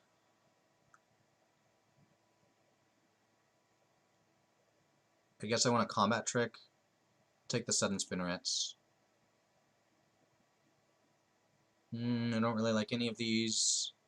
There's a 1-mana Cycler. There's also a Bristling Boar, which isn't that good, but I kind of just need creatures, I think. And there's Essence Symbiote, but I have no mutates. So I'll take the Bristling Boar. I don't really want any of these. I don't see a world where I'm playing Mamba, but whatever, I'll take it. Deadweight, sure.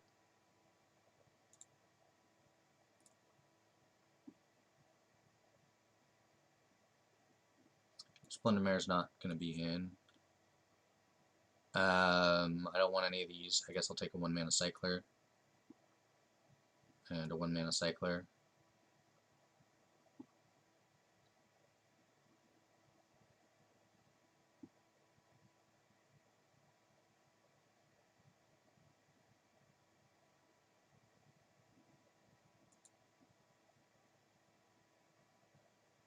And a nothing.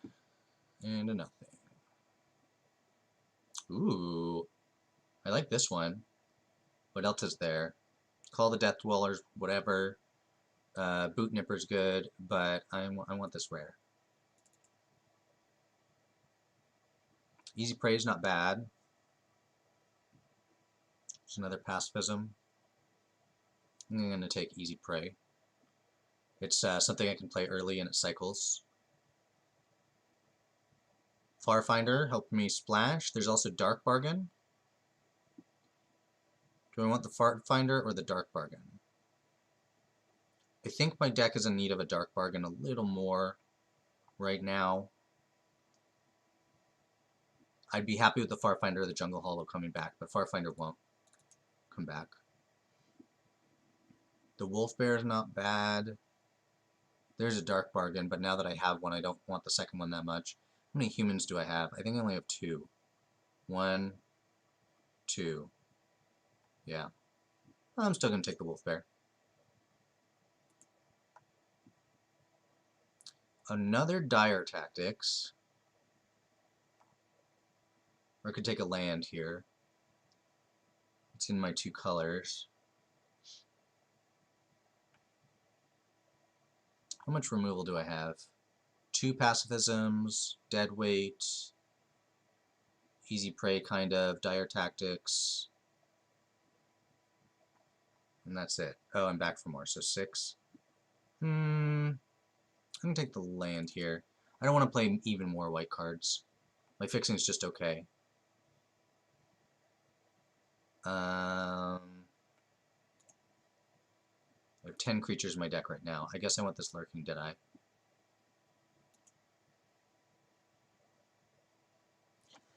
Do I want Charge of the Forever Beast? That card's pretty bad.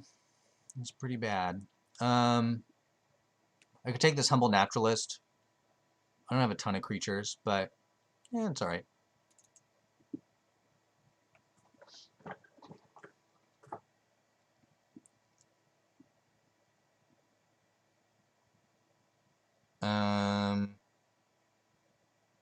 Do I want this Corpse Churn?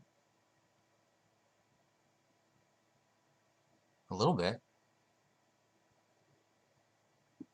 Okay, take it. I do not want any of these. I don't want any of these. I don't want any of these. Or these. I don't have enough creatures for Adventurous Impulse. So there's 3, so this is 26. I think I can get rid of the Wilt. Sure, Springdraw Trap. Wilt, you can get out. And I can cut some of these 1-mana cyclers. Development, you can get out.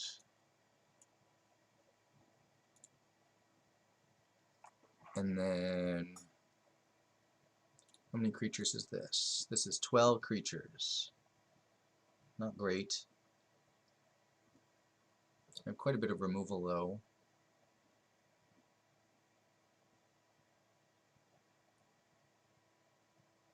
So I have 1, 2, 3, 4 white sources for 2 white cards. That seems fine.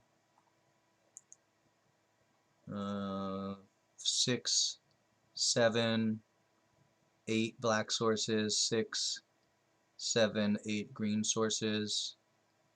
I want to lean into black, I guess.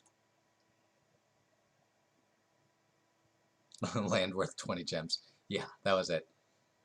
So there's 12, 13, 14, 15, 16 lands, so I need 1 more land. I guess I'll go even split, and then what am I cutting?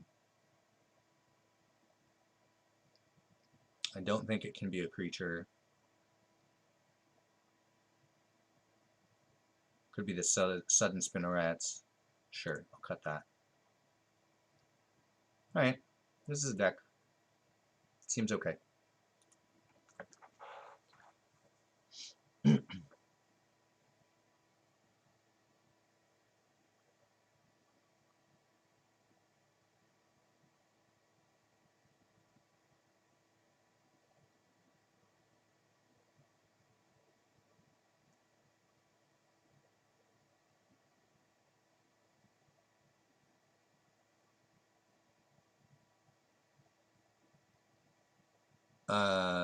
Yeah.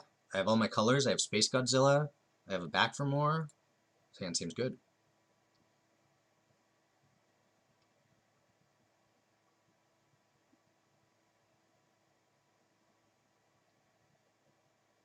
Also Skull Prophet on 2.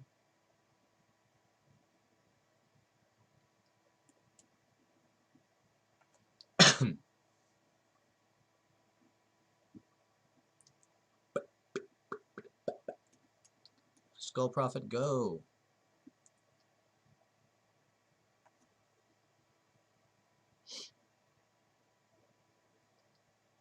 I would love to draw another creature.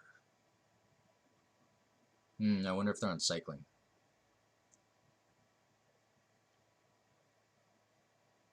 They are on cycling. Well, I'm going to deadweight that. I drew the creature I was looking for, but yeah, I can't let that live.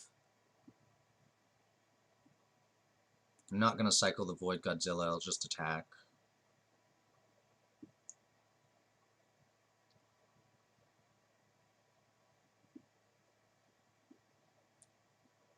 Corpse Churn, not what I'm looking for. I've got this boar, though. I can play that.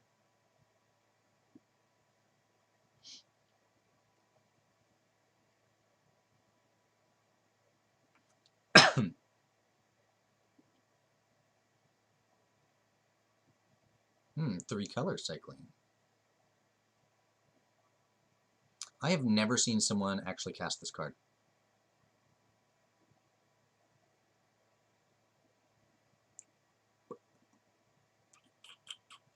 Yeah, I think I want a memory leak. Let's see what you've got going on in there. How about this one? Get that one out of there. Go for Blood does kill Skull Prophet, but I think the 5/5 was going to be a bigger deal. And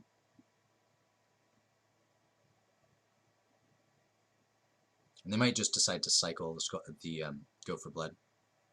Okay, I will mill myself.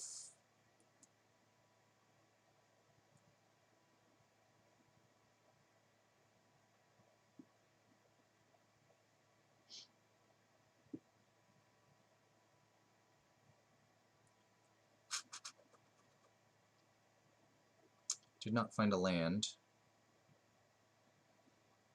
I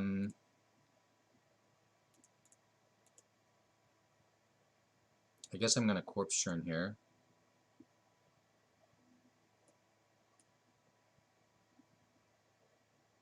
One, two, three. I'm going to buy back the Skull Prophet because I really need the mana.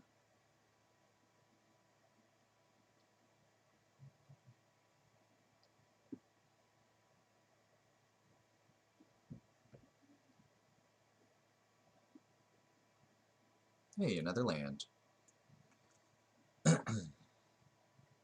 Alright. Get in there, boar. Oh, you're blocking this time? Got a trick?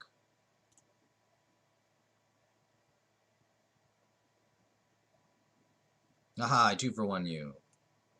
Could have saved 4 life if I played the Skull Prophet first, but oh well.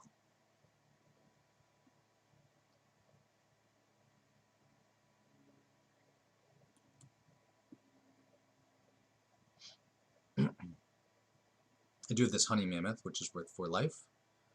Just need another land.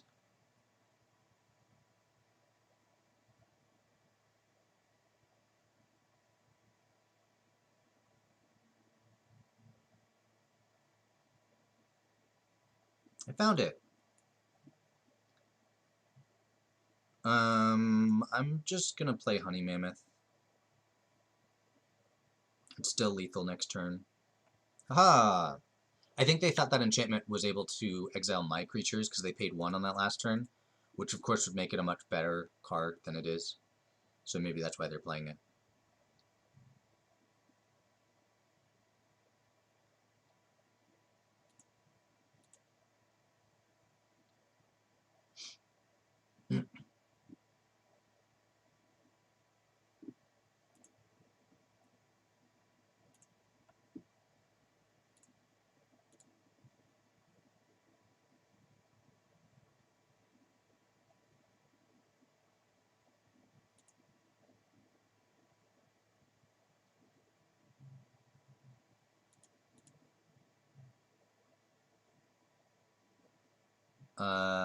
Yeah, this seems like a good one.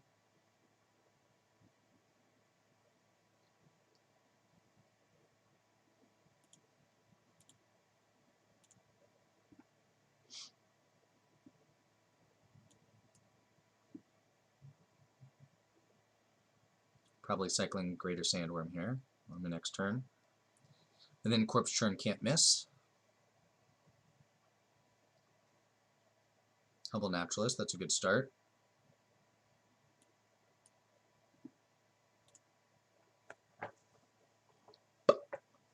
Deal with Pacifism if they play anything too terrible.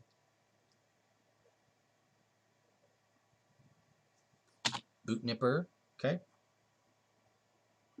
Yep, almost always gets Death Touch. Another Boot Nipper. Also Death Touch. Cycle. Easy Prey, that's good. Kills a Boot Nipper.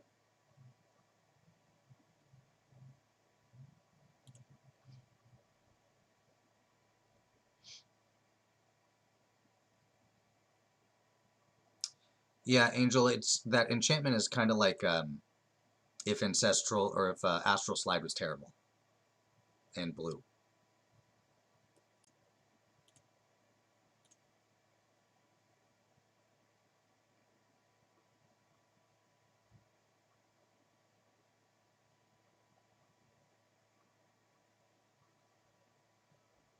I'm not too worried about the Humble Naturalist because I have enough removal that I would just want to kill anything they play that matters. I'm sure I'll just play this Bristling Boar. It may end up trading with the Boot Nipper, but that's fine. I still have a Corpse Churn, and I have much better creatures that can come out later. Oh, yuck.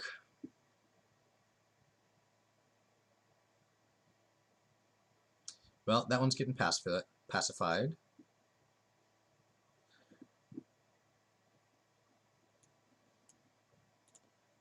So they'll still be able to mutate onto it to make me sack stuff if they want, but it will cost them the creature they mutated with.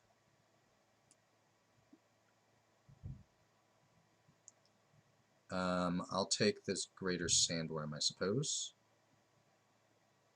I'm still 2 lands away from playing it, but I can still cycle it, so I'll take it. I would like a land. Play Honey Mammoth.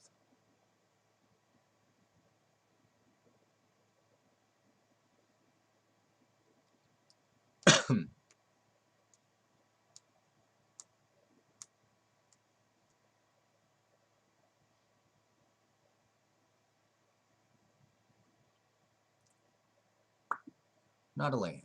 I will just pass. If they want to send the Humble Naturalist again, I'll Lurking Deadeye. If they don't, I might Lurking Deadeye anyways, or I might Dire Tactics.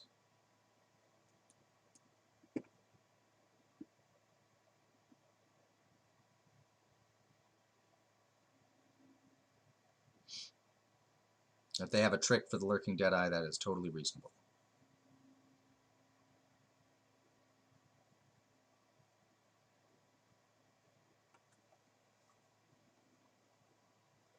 I will happily take Blood Curdle on my 4-2. The land, not quite where I need to be yet.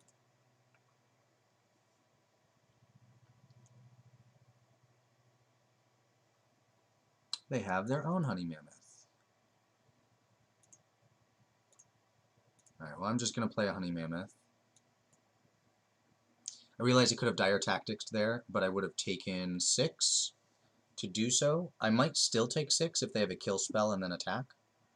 But I wasn't quite ready to just spend that much life on a Dire Tactics yet. Nice. Okay, so my next plan will be Blitz Leech to trade with the Honey Mammoth.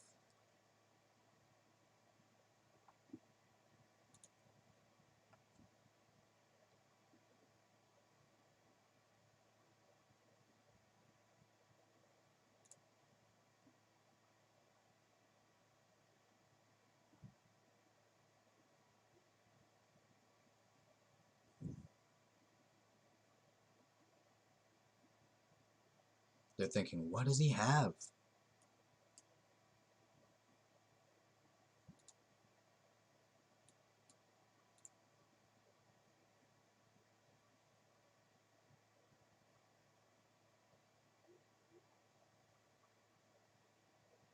Nice. Pacifism. Nice. I will pacify that. And then play a wolf bear.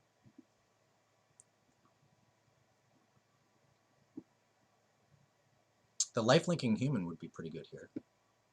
Or the human that gives lifelink, rather.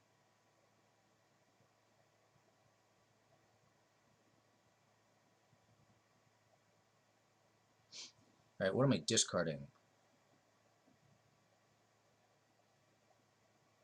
Am I discarding dire tactics at this point?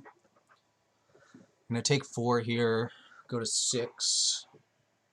I'm going to take 5 here, go to 5, which means dire tactics is bad. Yeah, Mononokel, I was thinking about Dark Bargain, but I think dire tactics is unplayable unless I draw a human. Alright, I'll do the Dark Bargain.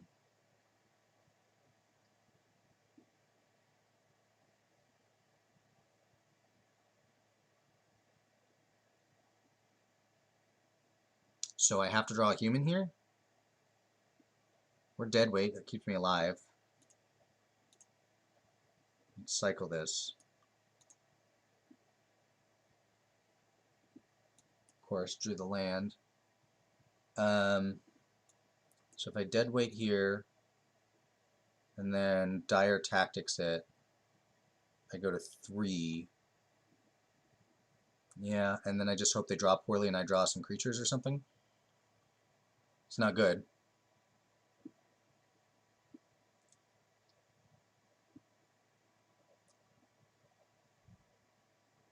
Creature. Shoot. I think I'm dead. Back from war could get me there. Get me right back in it. Land is not, though. Durwood, I went 2 and 2, so not great.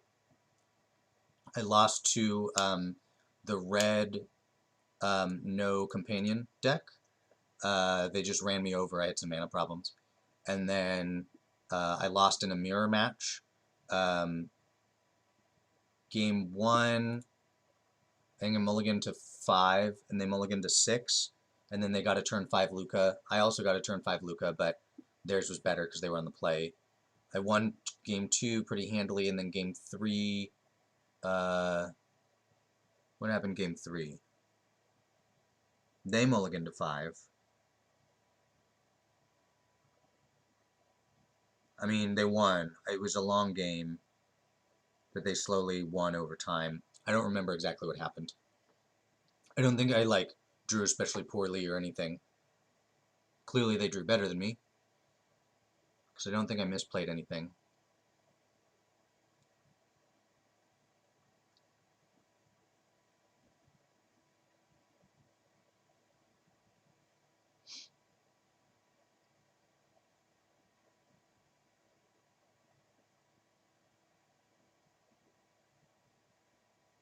Clearly they drew better than me because I didn't misplay anything, and it was a mirror match. Wow, I'm playing against a silver ranked player. Ooh, they have Lutri. Yeah, I'll keep this. I have dead weight, and I have a 1 mana cycler.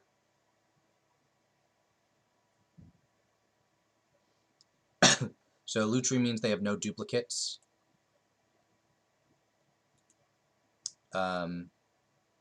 And then they can fork something.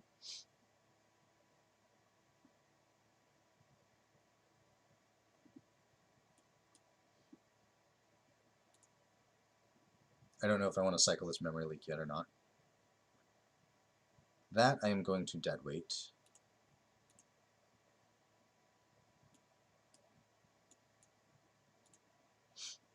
I think I don't want to cycle memory leak. I think I want to play it next turn.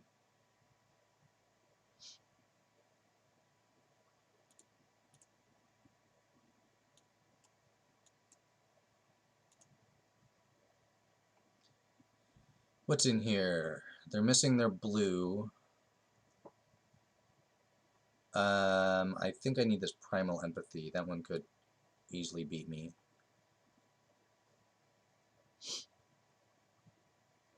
I hit their blue.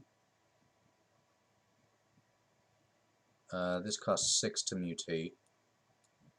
So I think I'm safe to Bristling Boar here. Maker not currently, they cannot.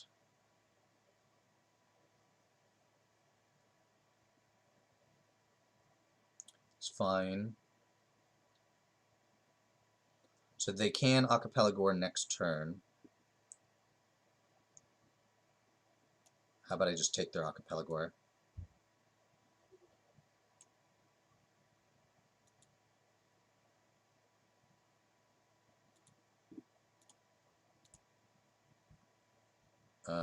And I'll pass.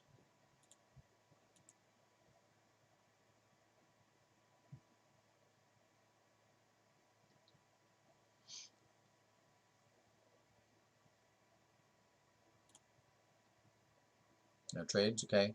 I'm not going to Corpse Churn in the dark.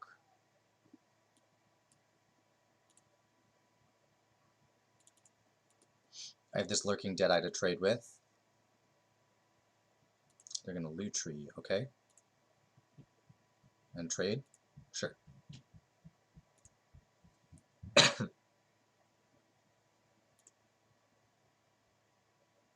Lurking Deadeye, go. Pasta blocks, trade. Now I'm going to Corpse Churn.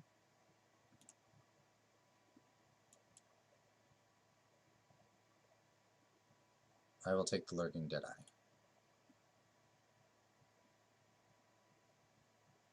Huh. Get punished by not having a non-human. I will trade with the boar.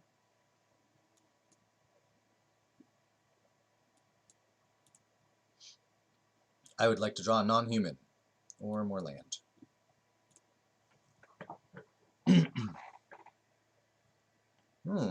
They have a fourth color. Well, at least that's the white source that I need.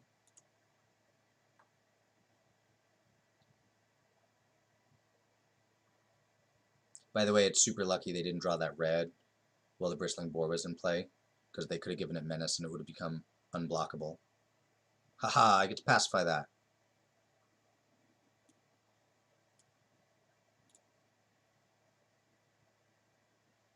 And I guess I'll cycle this Easy Prey.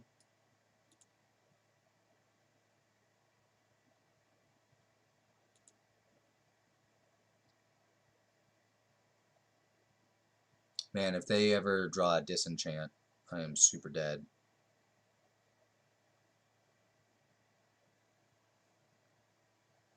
Something with 2 toughness? No.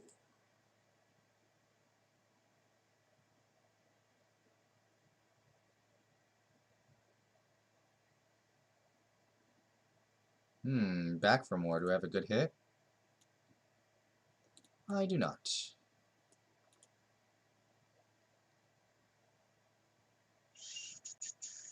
I can't play the Mentor and the Leech.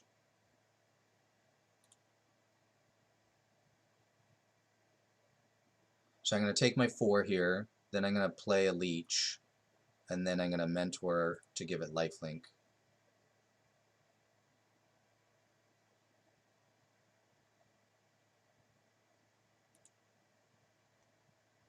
How about I remove that counter?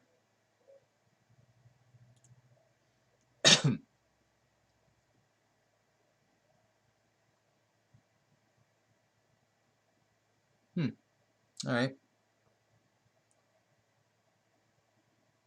I guess I'm discarding the Mentor here. Dang it. I really want one of my big creatures.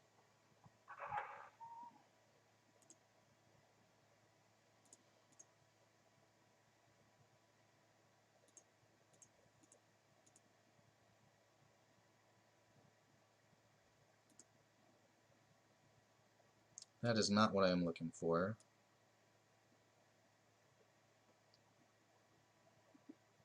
Yeah, the mutate was brutal. I got punished for trying to save 3 life.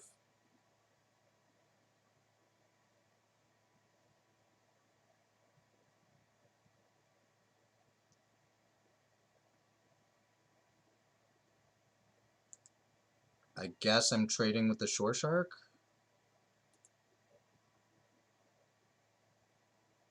Yeah, makes sense. Alright, come on, Death Godzilla.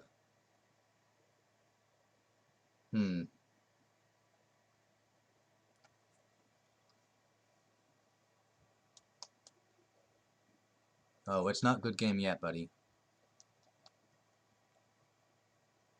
I guess I'm going to have to back for more the Leech, which is a bummer.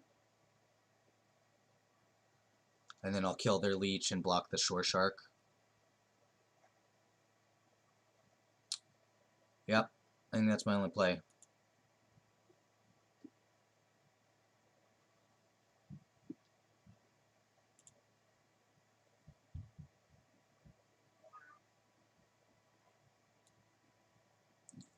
Back for more is a May fight, right? Yeah, up to one target creature. So I'm not going to be fighting.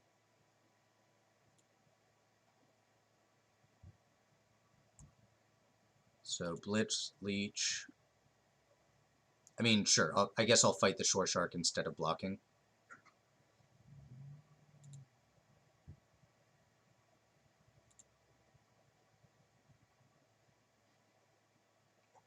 I could have actually killed the Chittering Harvester, but then I would have died to the other creatures, so wasn't going to work. I need pacifism if I have one left. I don't have one left. Well, land's definitely not going to do it.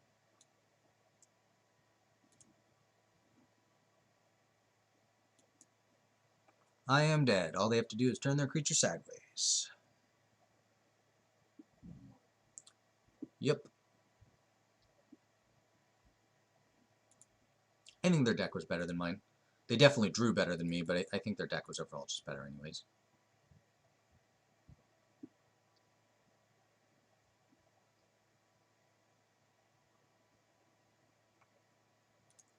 Alright, let's see if we can do a little better. This seems to be what happens to me like all the time in this draft format.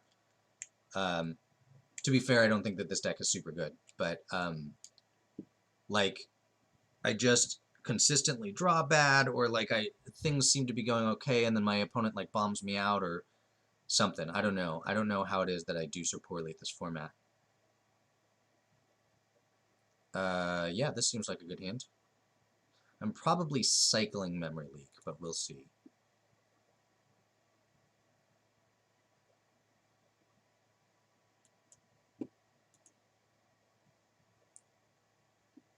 Another green-black deck. I am cycling it because I need to hit land. I'm not going to Corpse Churn in the dark. There's only, what, like 9 creatures left in my deck, I think.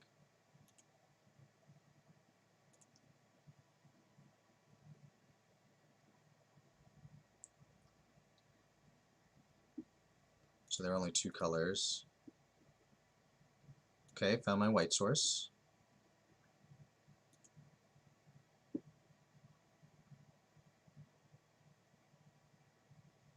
Yeah, Maker, maybe I'm just bad at Magic. That's probably it. I do think I'm not very good at this set, though.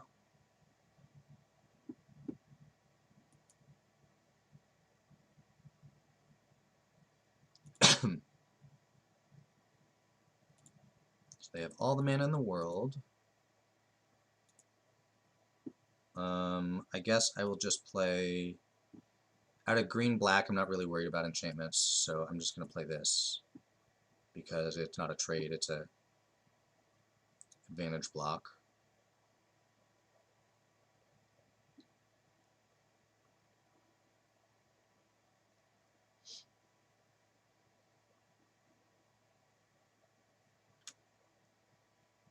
Okay.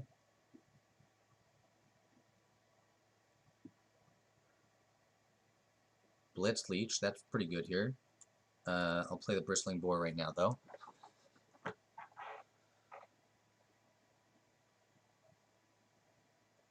Yeah, Maker, I'm not worried about how good of a player I am. But thank you.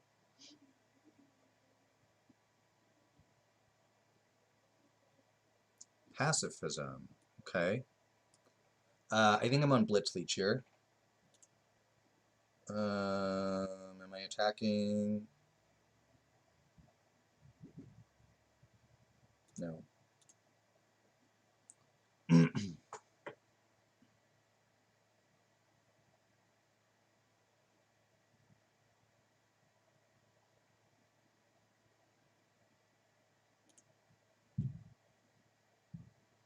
Go, Blitz Leech.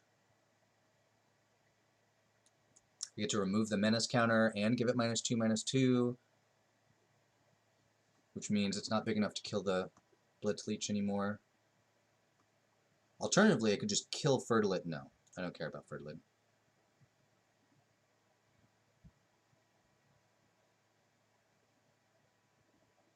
This also means that if they have an instant speed removal spell, I still get to block.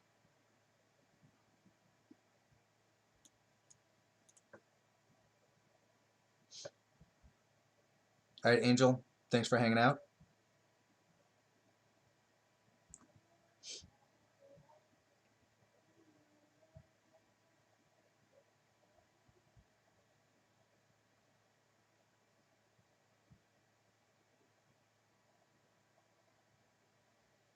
Alright, Honey Mammoth, go.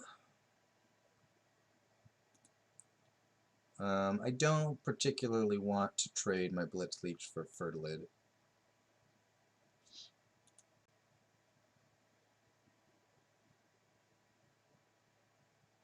They're a bit flooded there.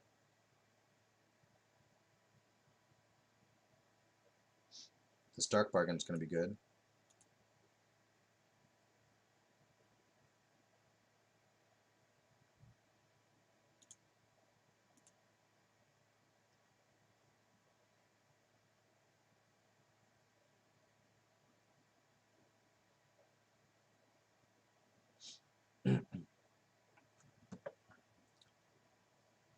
Alright, I am going to send the Honey Mammoth.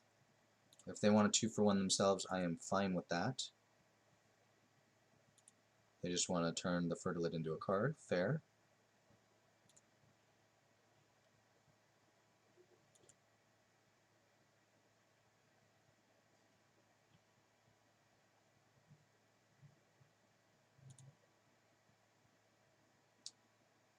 Damage, and then I'm going to Dark Bargain.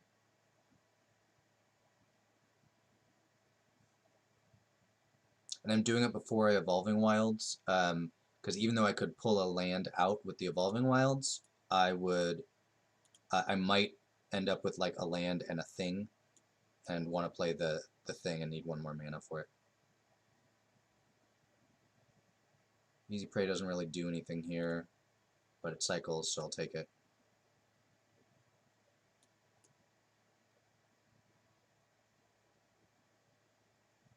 I guess I can play the Mentor now. Gives them the chance to play a removal spell, but that's alright.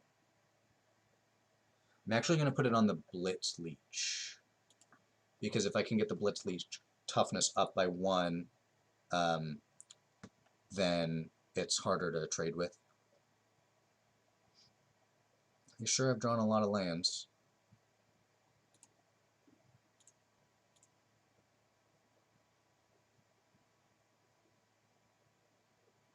I guess I'll take the plains in case I want to cast my 2 white spells in the same turn. Go Biggins!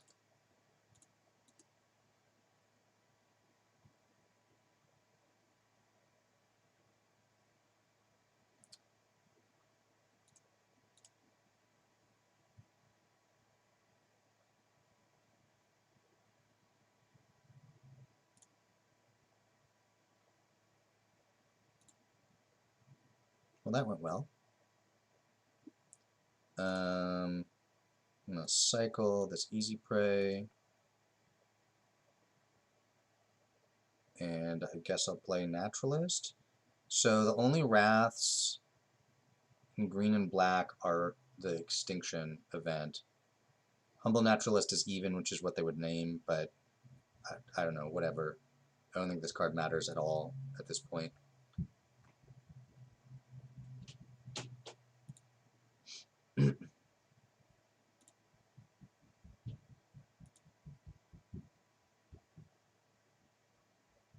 Sandworm. Good thing I've got this pacifism. Ooh, I found it back for more.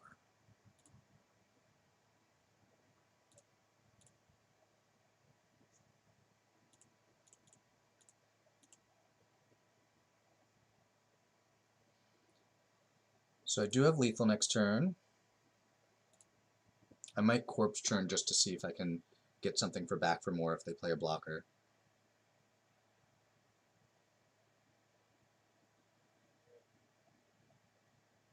Huh. What are they doing with 13 mana? Are they just tapping it to tap it? Deadweight, sure. Yeah, they were just tapping it to tap it. Alright, 2 and 2. It seems like my ranking's not changing at all. That's kind of weird. Like it looks like it didn't change when I lost last round, and it didn't change when I won this round. Let's see.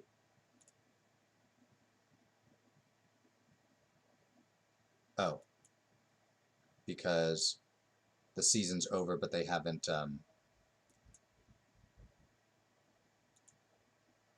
there we go. So I guess I was silver, not platinum. Yeah. Oh, but does it say... Okay. Well, that's weird. But that's fine. Come back. So man, I'm in the silver bracket and I'm doing this poorly.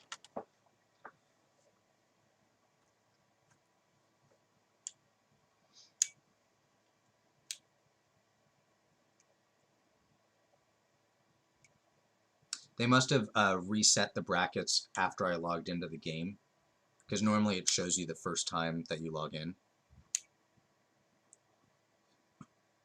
This looks great. Skull Profit on 2.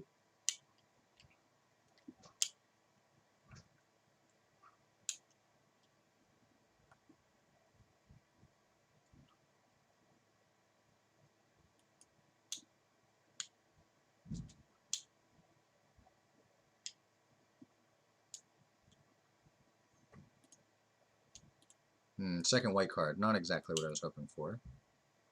My opponent playing Serrated Scorpion is good for me, because that card is terrible.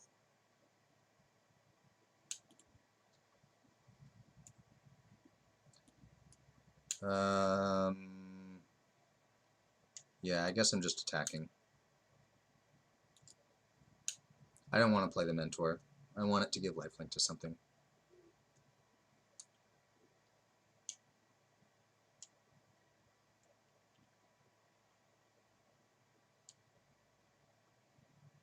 The Super Menace guy, which I get to kill next turn if they don't want to block. They do want to block. Okay. I'm in no hurry to get this Blitz Leech down.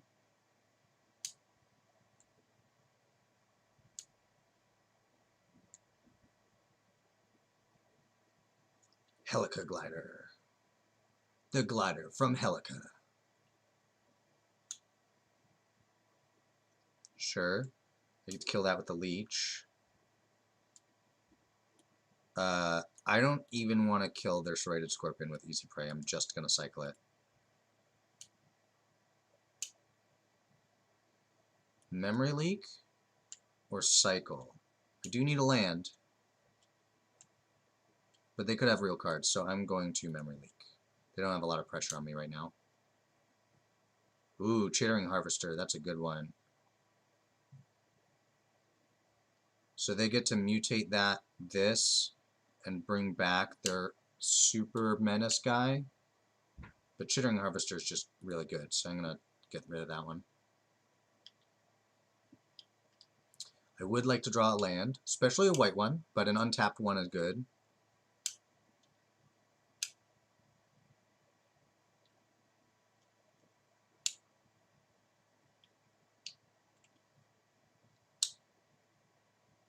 Cool. Alright.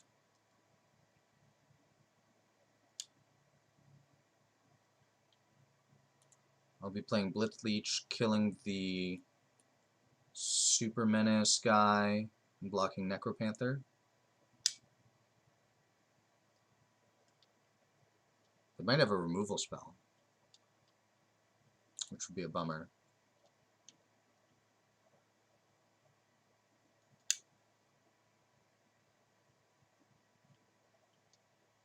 They do. Alright, now I need white source or a creature. Honey Mammoth would be good. Back for more would be fine. Another white card. Not what I wanted.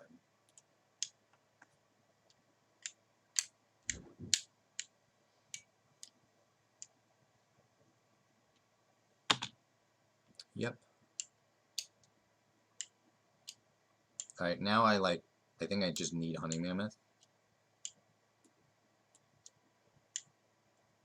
I can't even chump to stay alive.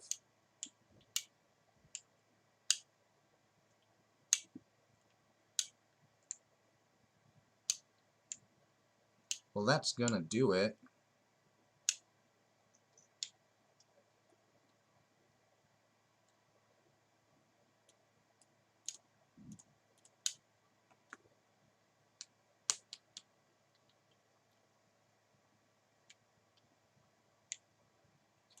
Alright, well, that's going to do it for my stream. Thank you for joining me.